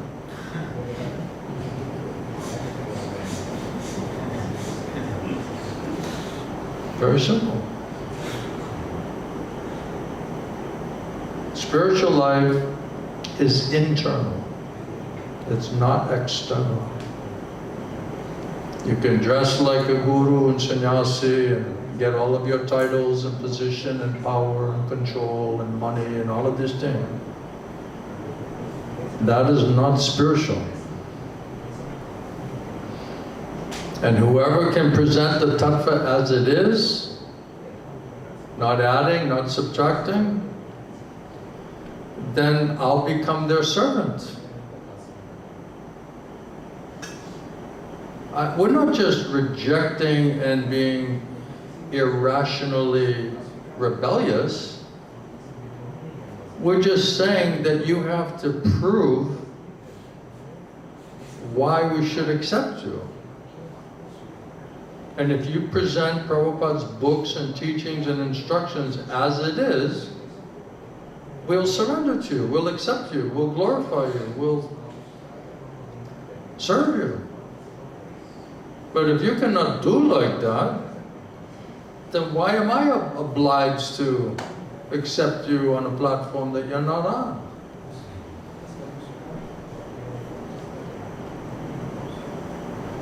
Because you have some title? You have some position? You have some material, logistical experience? There's so many people who have material, logistical experience. They're running big corporations all over the world. Very brilliant people. They understand all of this material science of finance and business and organization. And there's no shortage of those people. They just don't know about bhakti. If you gave those people bhakti with that material knowledge, then it's, wow, this is unbelievable. But without bhakti, Prabhupada said it's all zeros. Right? You put all the zeros. But no bhakti means no one in the front, it's all zeros. Prabhupada says you're just fooling a rascal. What is the value of your material knowledge if you remain a fool and a rascal? And refuse to accept Krishna and surrender to Krishna? What is the value of your education? That's why Prabhupada, Bhaktivinoda Thakur says, it's just the PhD is plow department. Just the plow department. Just like working like an ass, carrying all of the books, all of the gruntas on your back, like an ass.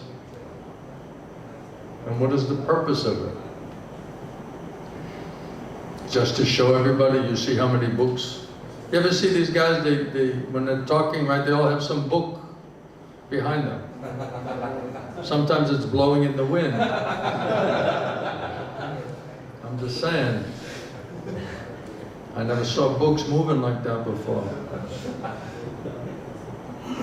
Right? Sometimes the little kid, pulls the thing down and says, "Daddy, I'm hungry," He's like, "Look, I'm trying to be a pundit right now," And then they're like trying to shut off the Zoom, They're trying to shut off the Zoom.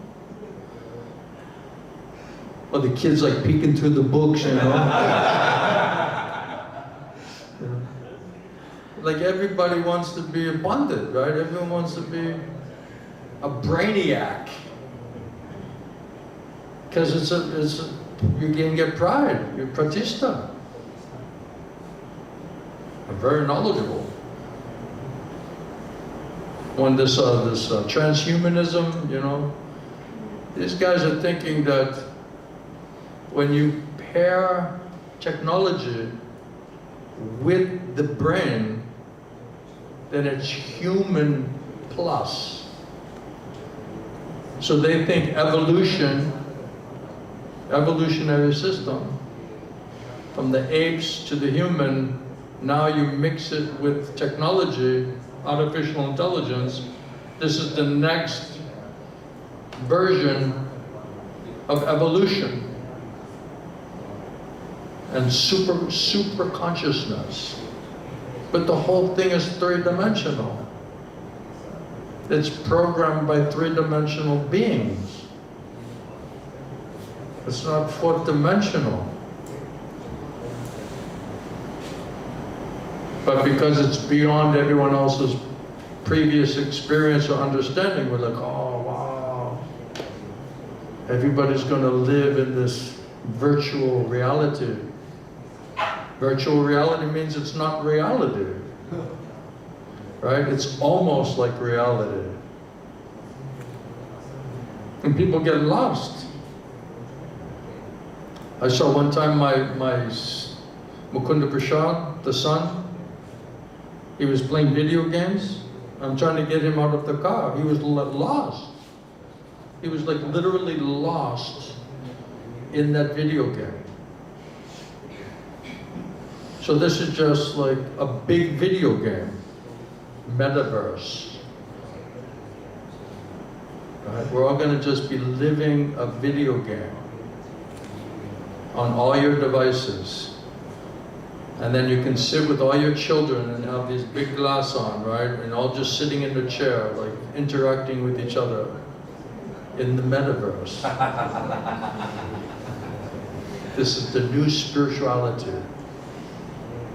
And then we're going to tie in all of the artificial intelligence with the human brain and control and try to influence thoughts and desires.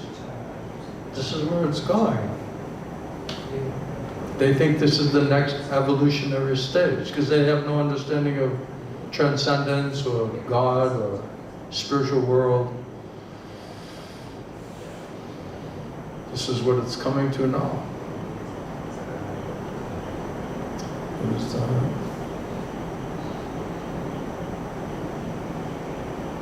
Yeah, and also they think that, you know, it's the same kind of idea that, like Hiranyakashipu, right? He wanted to,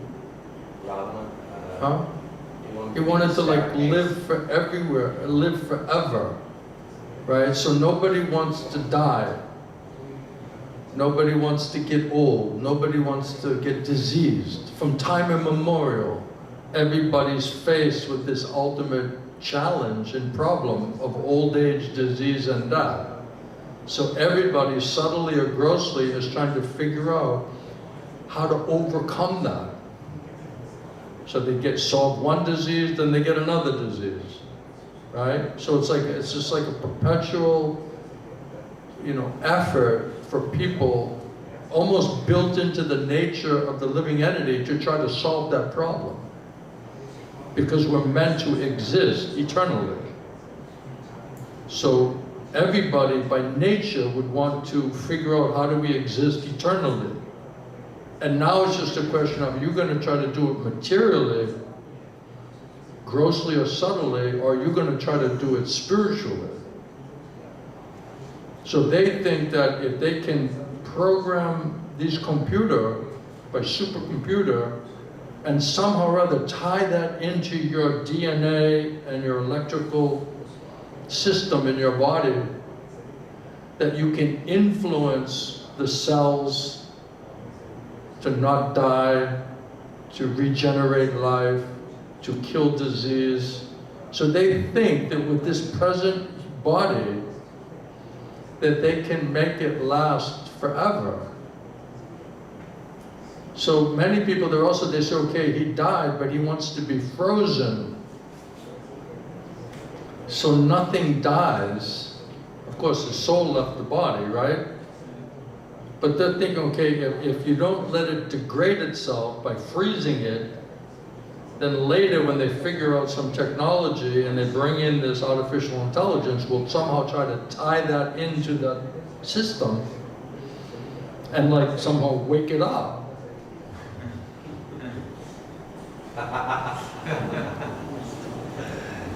Oh, she was asking a question, right? This is like manipulation. I just went from your question to artificial intelligence. I don't know how that happened. So? Isn't this manipulation? What was the question? And she said, why don't the GBC cooperate? We're talking about the metaverse right now. We're talking about a bigger and more complex material organization.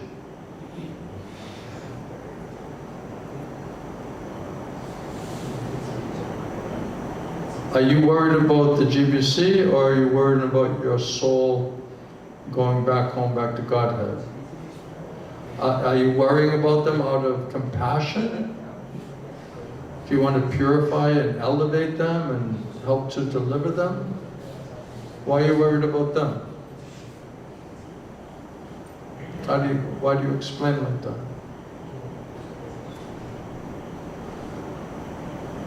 I don't like You see, they're ruling by fear and laws.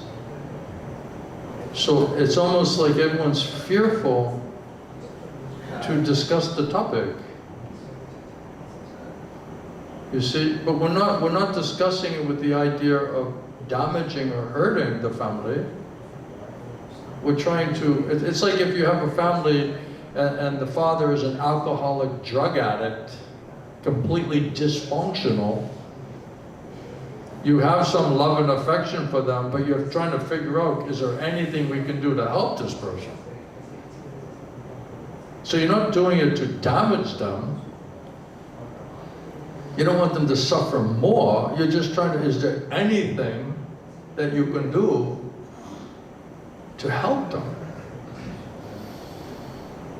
So the best thing we can do for ourselves is to hear the absolute truth and try to apply it in our own life. That's the best thing you can do for yourself. If you can't help yourself, you can't help anybody else. So if I want to help other people in my life, in my, whoever I come in contact with, whoever that might be, the best thing I can do to help them now or in the future is to position myself and help myself as much as possible spiritually, so that if Krishna wants me and gives me opportunity, I'm in the best condition to be able to maybe help them. That's the way I look at it.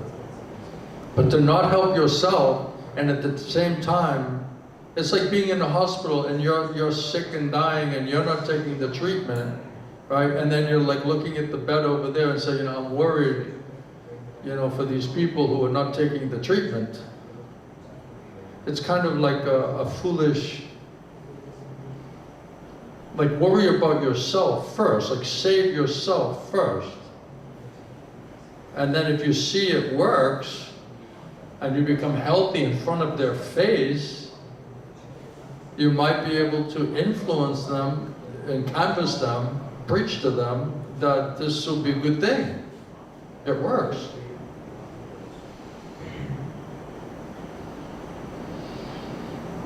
So I look at it from like an absolute spiritual position, not from a local, geopolitical, institutional, power politics dynamic. So with all the problems that you have, why are you worrying about anybody else? Why is that a concern of yours? How do you say? I don't like to see people suffer. She says, I don't like to see people suffer. We don't like to see you suffer. Thank you. That's why we're trying to help you. Thank you. Look, you're in the prison house. You're in the hospital. Everybody is sick here. Everybody's messed up, more or less. So we all need mercy. And Krishna, Mahaprabhu, and the devotees are trying to help all of us. But who will hear it, who will take it, who will apply it, you know, that's up to you to decide. All Krishna and Krishna's devotee can do is just say, here is the solution, here's the treatment program.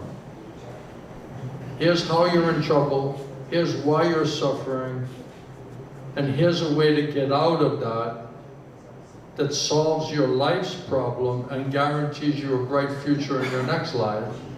All you can do is canvas, is give Krishna's propaganda and presentation as compared to Maya's, and then you have to decide, okay, which presentation seems better for my soul, Krishna's or Maya's? And then you have to make a choice and use your minute independence to make a choice. Who sold you? Before, we're just already sold by Maya. We don't even know there's another choice. Until Krishna comes and brings his devotee and they speak Guru Sadhu Shastra, only then do we realize, wow, there's a whole nother way to look and understand this, and there's another option, another life's option and path that is now being an option for us, an alternative. Now it's up to us to be fortunate enough, intelligent enough, conscious enough, sensitive enough to hear it and just trust it and just go for it. Later on you'll figure out how it's working. Oh, I have to figure the whole thing. You have no way to figure it out in your present condition. Just take it. Later on you can figure it out. Later on it'll become obvious how it all works. That's why Prabhupada said, trust Krishna. But if we think we're fine, and we got it all figured out, and we don't think we have a problem, and we think we're happy, who's going to preach to that person? Sometimes I joke, I said, even Krishna couldn't convince you right now. So you cannot convince the guy against his will. You can just say, here is, Krishna's presentation according to Guru Sadhu Shastra, nothing added, nothing subtracted, as it is, praying for empowerment, that Krishna's message resonates with your soul, and Krishna internally convinces you, you should accept this. This is your ticket out. This is your way out.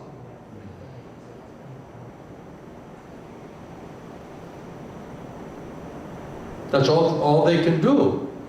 The rest is between you and Krishna. And how much you can understand the reality of your existence. And understand what is the purpose of your life. What are you going to do with your life?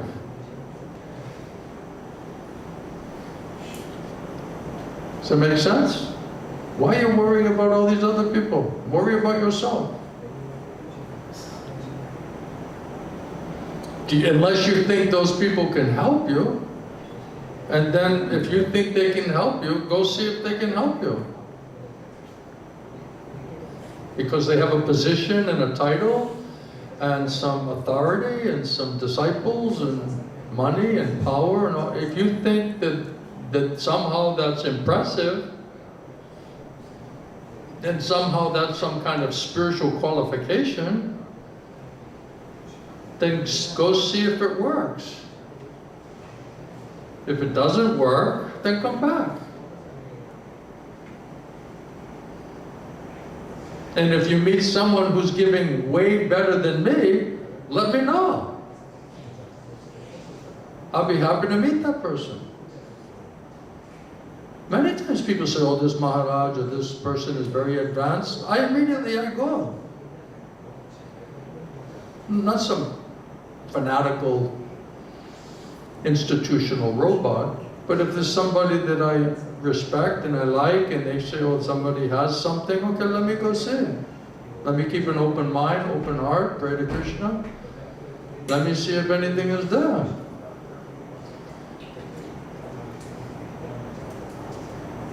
And then I see, okay, they cannot explain all of these things, so I don't need them. They can't help me. They don't even understand what my guru taught me. So how can they help me now? And then when I try to explain it, they have no interest to hear it. So why are they not eager to hear it? So how are they going to help me?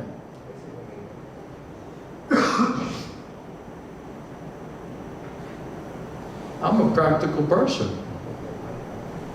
Prabhupada said, you get to judge by the result. I already know how much you can advance if you hear from a pure elevated Vaishnava devotee of the Lord. I know better than all of you together what that means. Do you think I'm opposed to that idea? They're not there.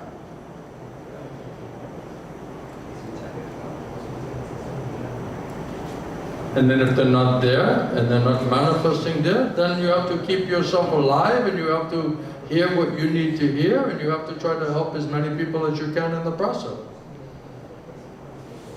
If a Nitya Siddha Mahabhagavat, the Premi Bhakta, wants to descend into this world, just like Gurudev, just like Prabhupada, then by their mercy they'll show me, like they did before. And until that happens, what are you going to do? You're just going to sit in your room and wait for Nitya Siddha to come and, preach to you? It's like the Christians, right? They're like, I'm waiting for Jesus to come back. Right? Don't they say like that? This, what do they call it? The second coming, or, right? So everybody's just sitting there, like, just waiting for Jesus to come back. Right? So you think he's going to come back with the curly hair and the Jewish body, and you think he's going to come back in that same body? One time I went in this African man's house to discuss business with him, and he had a Jesus on the cross, and it was an African man with the big hair like this. I said, I never saw a picture of Jesus like that. It's very interesting. It looks like your father.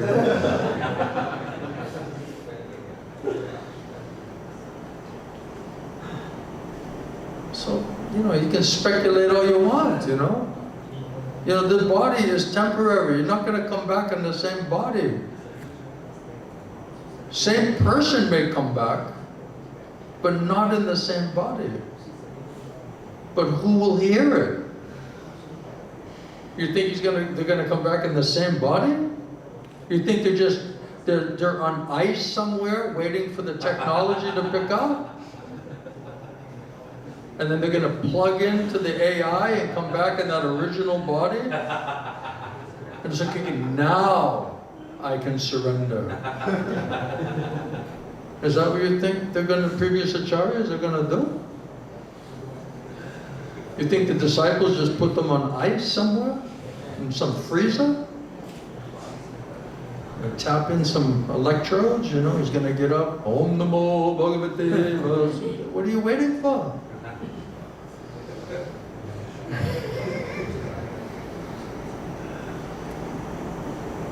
Guru Tattva is always present. Krishna is always present. Guru is always presently manifested. The principle of Guru Tattva is always presently manifested. Now, how do you know who Krishna is using? That's the only question. So Bhaktisiddhanta Saraswati Thakur said, you recognize the Guru not with your eyes, but with your ears. What is the effect of hearing from him? Right, when I met my spiritual master, I said, this is not just this lifetime relationship. This Janmi Janmi Prabhu said, life after life. This person has just come back for me again. It's the same person, same personality. He knows me. I feel like I've known this person life after life. Now he's just coming in a different body. How are you going to know that except through your ear and the effect of how that affects you? So very subtle. My Guru said, I always hear my Guru. My Guru's always whispering in my ear.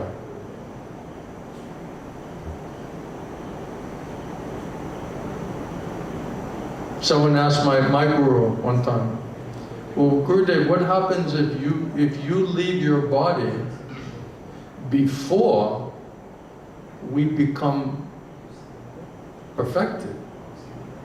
Then what's going to happen to us? And my Guru said, that's not your lookout to figure out how Guru and Krishna are going to help you. That's their responsibility. Sometimes they'll empower someone locally. Sometimes they'll send some sadhu guru into your life. Sometimes they themselves will come directly again,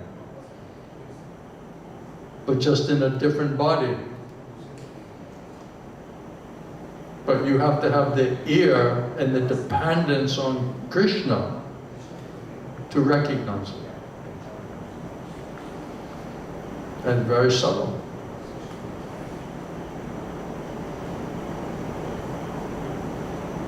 Right?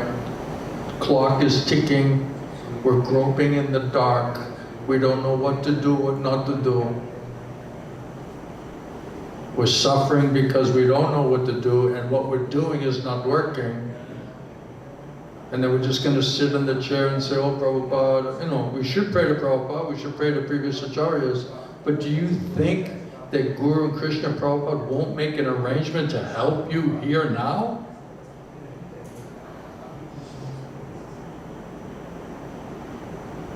That's why Guru is always presently manifested. Otherwise, we just become like Christians. One devotee, I met him when I was preaching in Armenia, previous Soviet Union. And he was saying, Srila Bhaktivinoda Thakur is my Guru. So, wow, that's fantastic. He's just reading the books. He loves it. He's studying it. He likes it. He's reading it. So you can just, just pick any previous acharya and say, that's your Guru? Is that the system? You're going to bypass the present link? And all those acharyas in the line up to Bhaktivinoda Thakur, you don't need any of them? You're just going to jump to Bhaktivinoda Thakur? How's possible?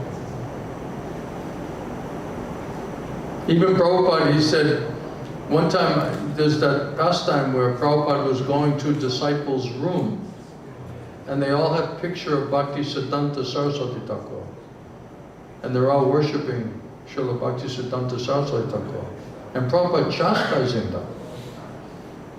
And he said, do you think you have access to my Guru? You're going to bypass the present link and you're going to go to previous acharya? You think you have access to it? It's aparad. It means you have no faith.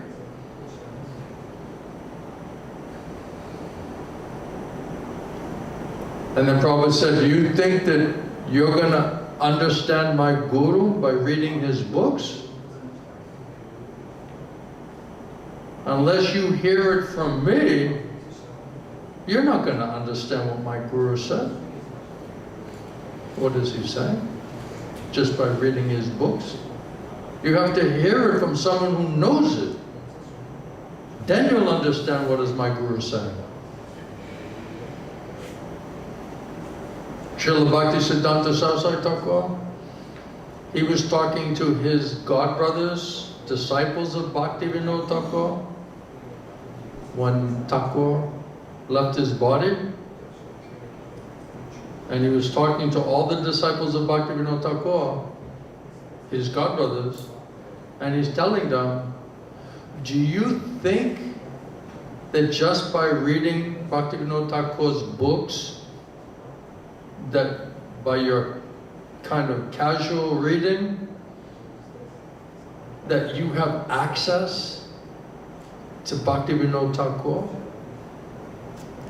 And he said, unless you surrender to the present link of Bhaktivinoda Thakur, only then will you be connected to Srila Bhaktivinoda Thakur. Wow! They must have not appreciated that, huh? His godbrothers?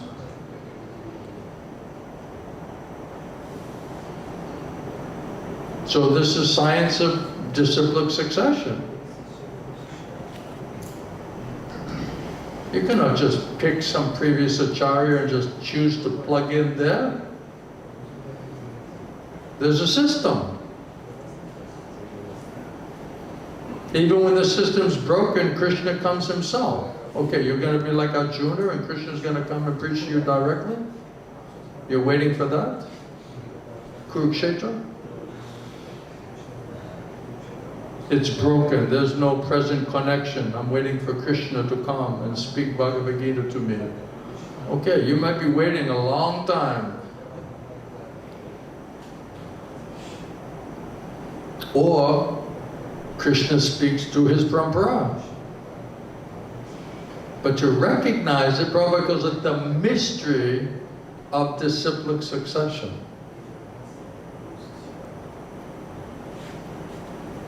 And then you see Prabhupada, he gives the list of the disciplic succession in Gita, right? He puts his own name there and nobody else's name.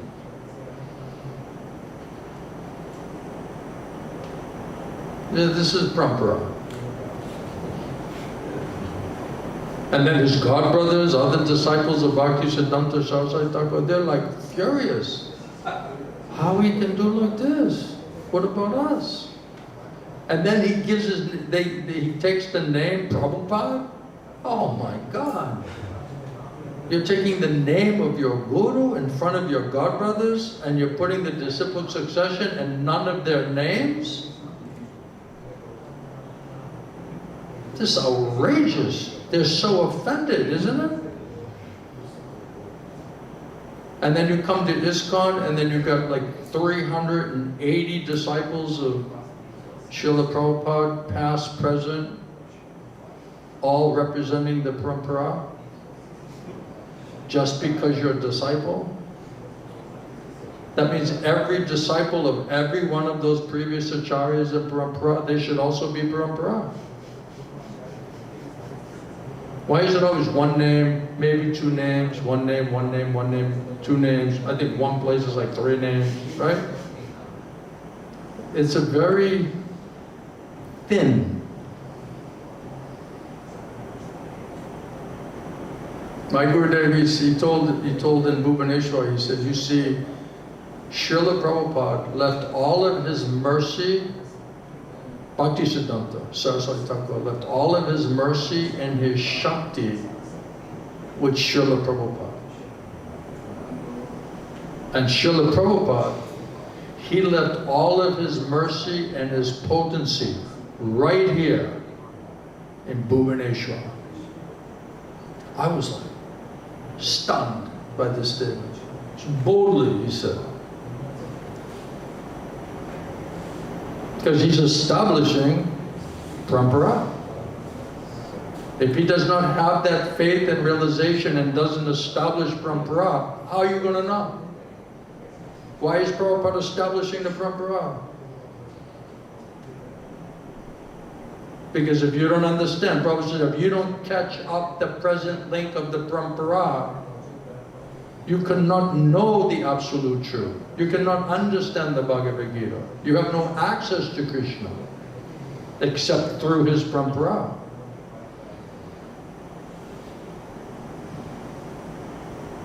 Everybody wants to be parampara, right? Everyone wants to be the Guru. They want it that we're all equal. Everybody's equal. Of course, in the eye of God, on soul level, everyone is equal. But in terms of responsibility and seva, everyone has a different purpose. Seva.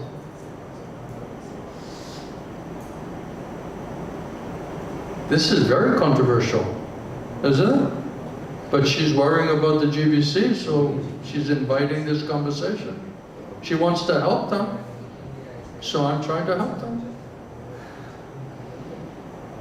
Who will hear it, who will accept it? Probably nobody. But that's not my lookout. That's between Prabhupada and Krishna and their souls. But the science is the science, the truth is the truth. The mystery of disciplic succession is what it is.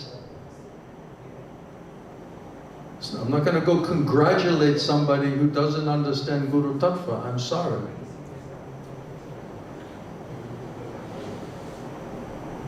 It's like, you know, you get a position, oh, they made you the CEO of this corporation, you know.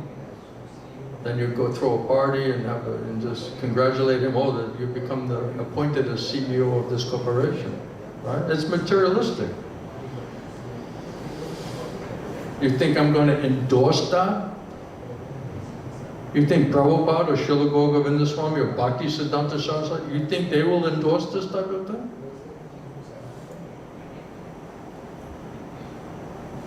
Just to fit in, just to be liked, just to be politically correct, just so you can collect more manpower and money and worship because you're part of the old boys club?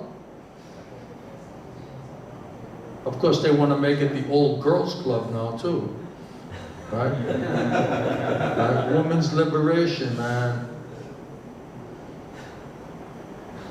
I saw one video they're having in Europe. They're having GBC meeting, right? And then there's one Mataji who her whole purpose and desire in life is to become a guru, a female guru, right? So all the GBCs, all the leaders are there, and she's sitting on the table with her legs crossed, preaching to all of these men, you know, all of these GBC leaders, right?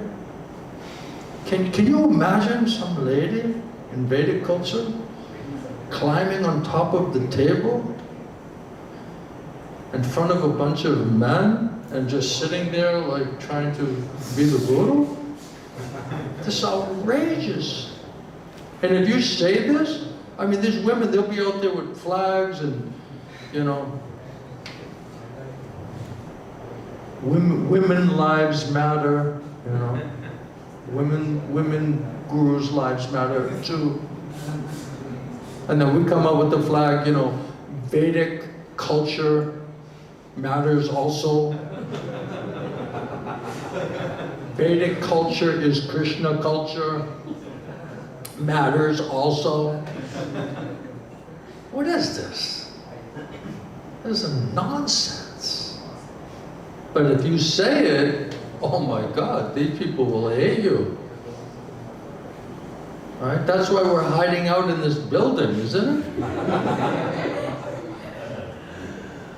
You think they're going to say, you know, Murali, you know, we're rolling out the red carpet for you to come and tell us all of your realization about, you know, the mystery of disciplic succession.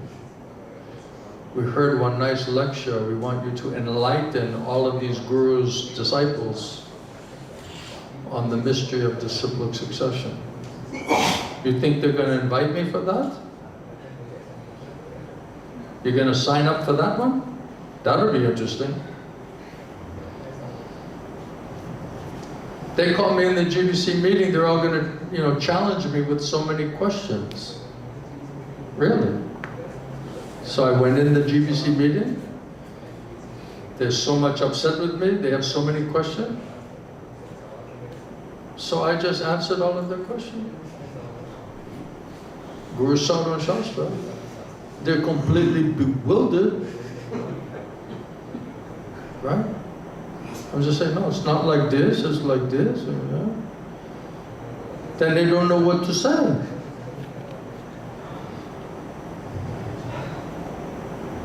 Because I heard perfect knowledge from a perfect source. So what are they going to say and challenge me or ask me a question that mercy of Guru and Krishna, we cannot understand how to answer that thing? This is what they don't like.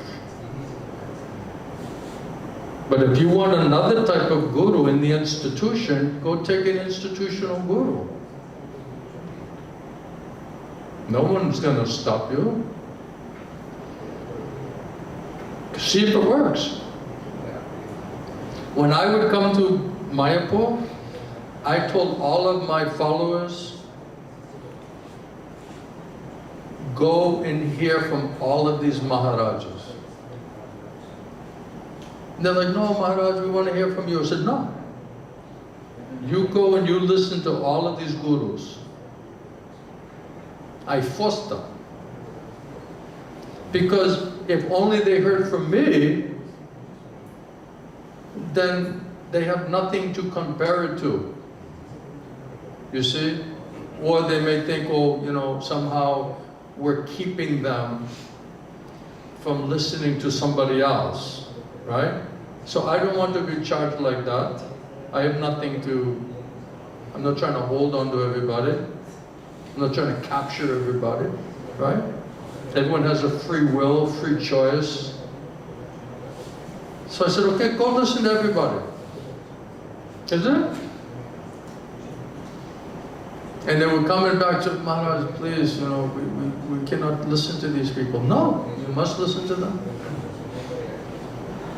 See what are they presenting? See what is their understanding? See what is the effect it has on your consciousness. Get your own experience. Right? Why are they afraid for their disciples to listen to me?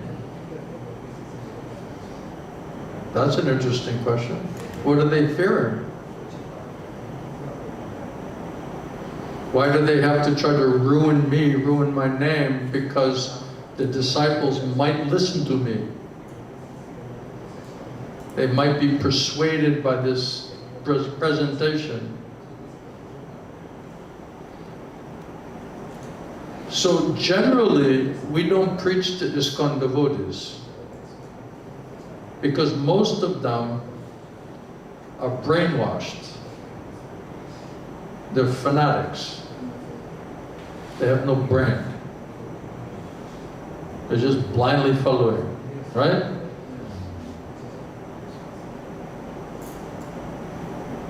They're going to love this presentation, huh? It's a good thing this is just a private conversation. They're fanatics. You cannot preach to these people.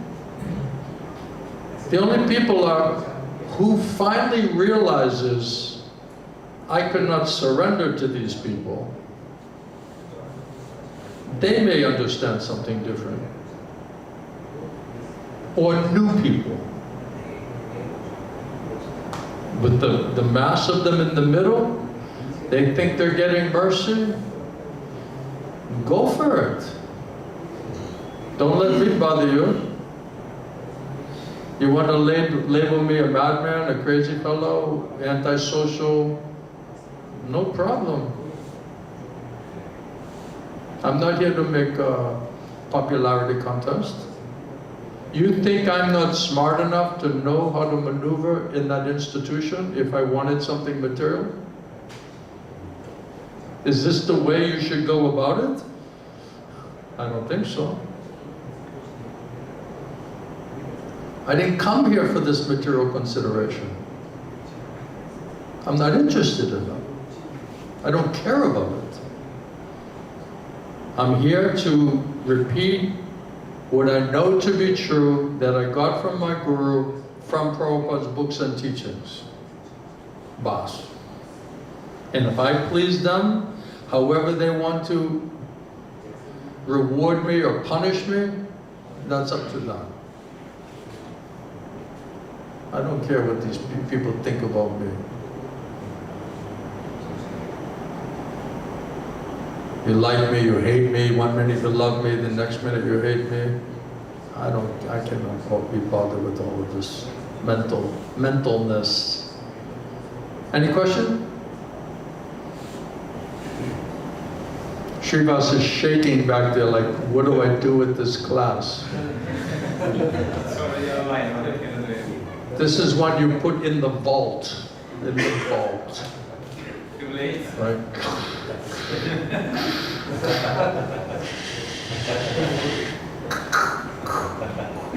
Vault. All right? Thank you. Huh? Thank Do you. you feel better? Yes. Because I'm trying to help them, speaking the truth, right? Yes. All right. We fulfilled your desire. One question. Does surrender mean full renunciation? What? Does surrender mean full I renunciation? thought you said Guru renunciation. Yeah, that means then you can surrender to Maya. Right? If you renounce to Guru, you don't have that headache, then you can surrender to Maya. So? But this Guru, he's getting in the way of my plans. This is a problem. This is now a problem. He's not letting me just do whatever I want.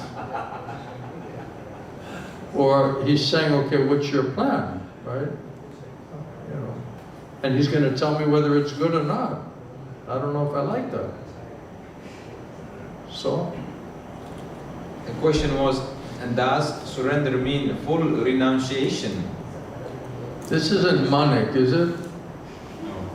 All right, I thought your friend was masquerading as some other person, you know what I mean? Kind of like asking like the same question, He's just saying, he's just saying like, giving some other name, Raghu from, from the south, Raghu Patel is asking this question. It's like, I know that voice, man. You cannot, same question. They're hiding out, different alias, different avatars. He's coming like in a female avatar, It's like Manik, Tell him I'm just joking with him. Tell him not to go to the psychiatrist, psychologist, So what are we asking? I'm trying to understand it. A lot going on in my head right now. So surrender means full renunciation. Surrender means full renunciation.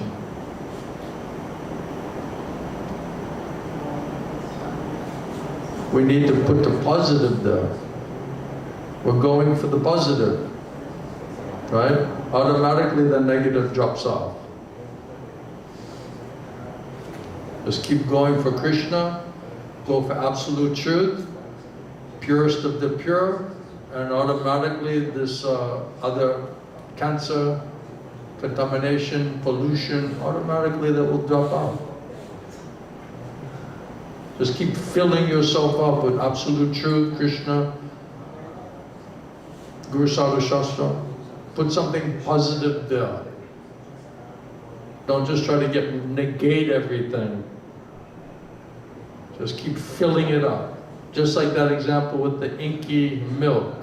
Just keep pouring like the pure milk into the container. And on the outside, all the inky milk will come out. And before you know it, it'll all be pure white milk. Of course, the blacks will be like, why does milk have to be white? Who says it has to be white? Why can't it be black? You know, it has to be white milk, you know. It's like, what kind of argument is this? It's a bodily consciousness. Bodily consciousness. I had one of my godbrothers, he was African American, and he was a very nice preacher. A really nice preacher, but his body was very dark, you know?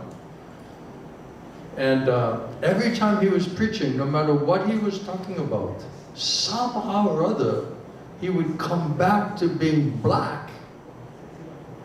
It was like an African-centric presentation. Right, we're trying to come back to, you know, Guru Tattva, Krishna Tattva, you know. We're not coming back to your body. It's ridiculous. We've been in so many different kinds of bodies. There's a totally bodily consciousness. But it's very difficult to get out of that. It was very difficult for him to realize he's not a black man. So nice kirtan, so nice philosophy, so much nice katha, nice preaching, everything. But he could not see himself as a black African American. It's so deep-rooted. And it's the same, whether you're an Indian body, American body, Russian body, right? I'm telling the Russian guys, hey, there might be a war, They want to make a war against Russia, And they're like laughing, it's like, don't they know we don't lose wars? Right? So they're like puffed up. They're like, nobody can defeat us. You look at all the world wars, we never lost any wars, isn't it? I said, wow, these guys are puffed up. They don't think anyone's going to come and blow them up, So everybody has some prejudice on bodily platform. Material consciousness. My Guru said, I'm trying to preach to these people, but they can't hear it because of this body, the skin. Because the skin color's Indian body, they're so prejudiced people, they can't accept the truth from me. They can't hear it. So sometimes, Krishna has to come in a different color body to give them the same information.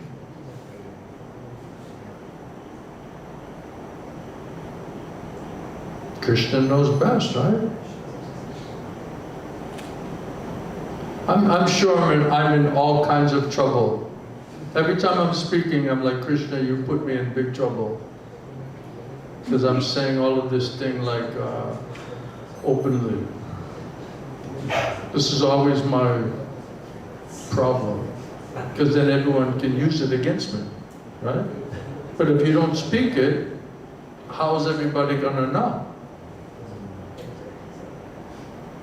If you're fearful to speak it because you're trying to protect yourself, how will everybody know what is what?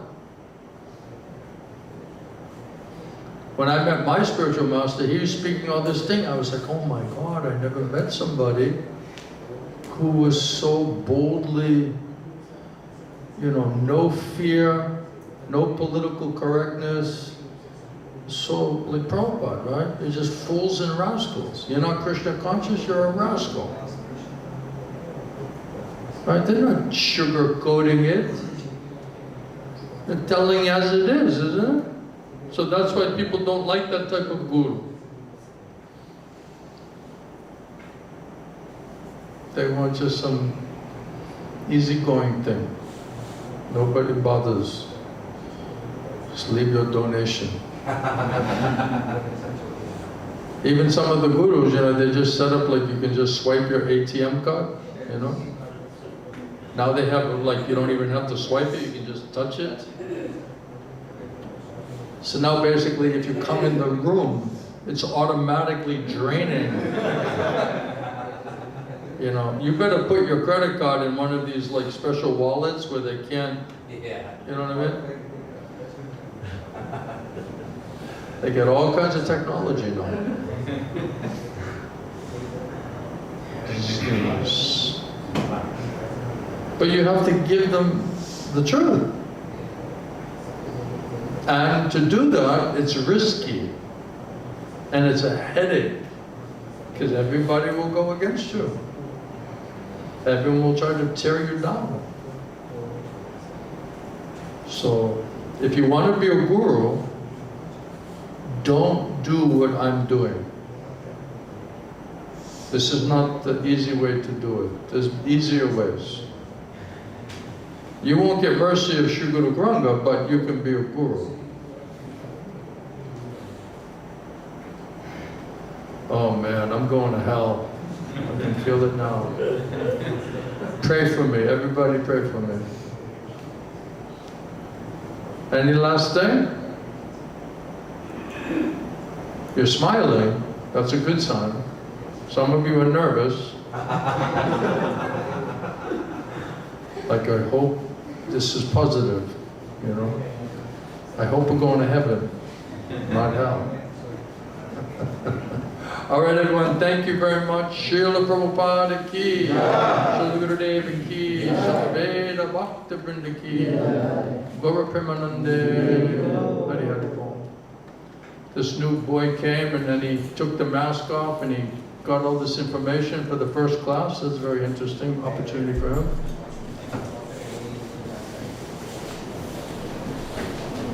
All right? Hare Krishna.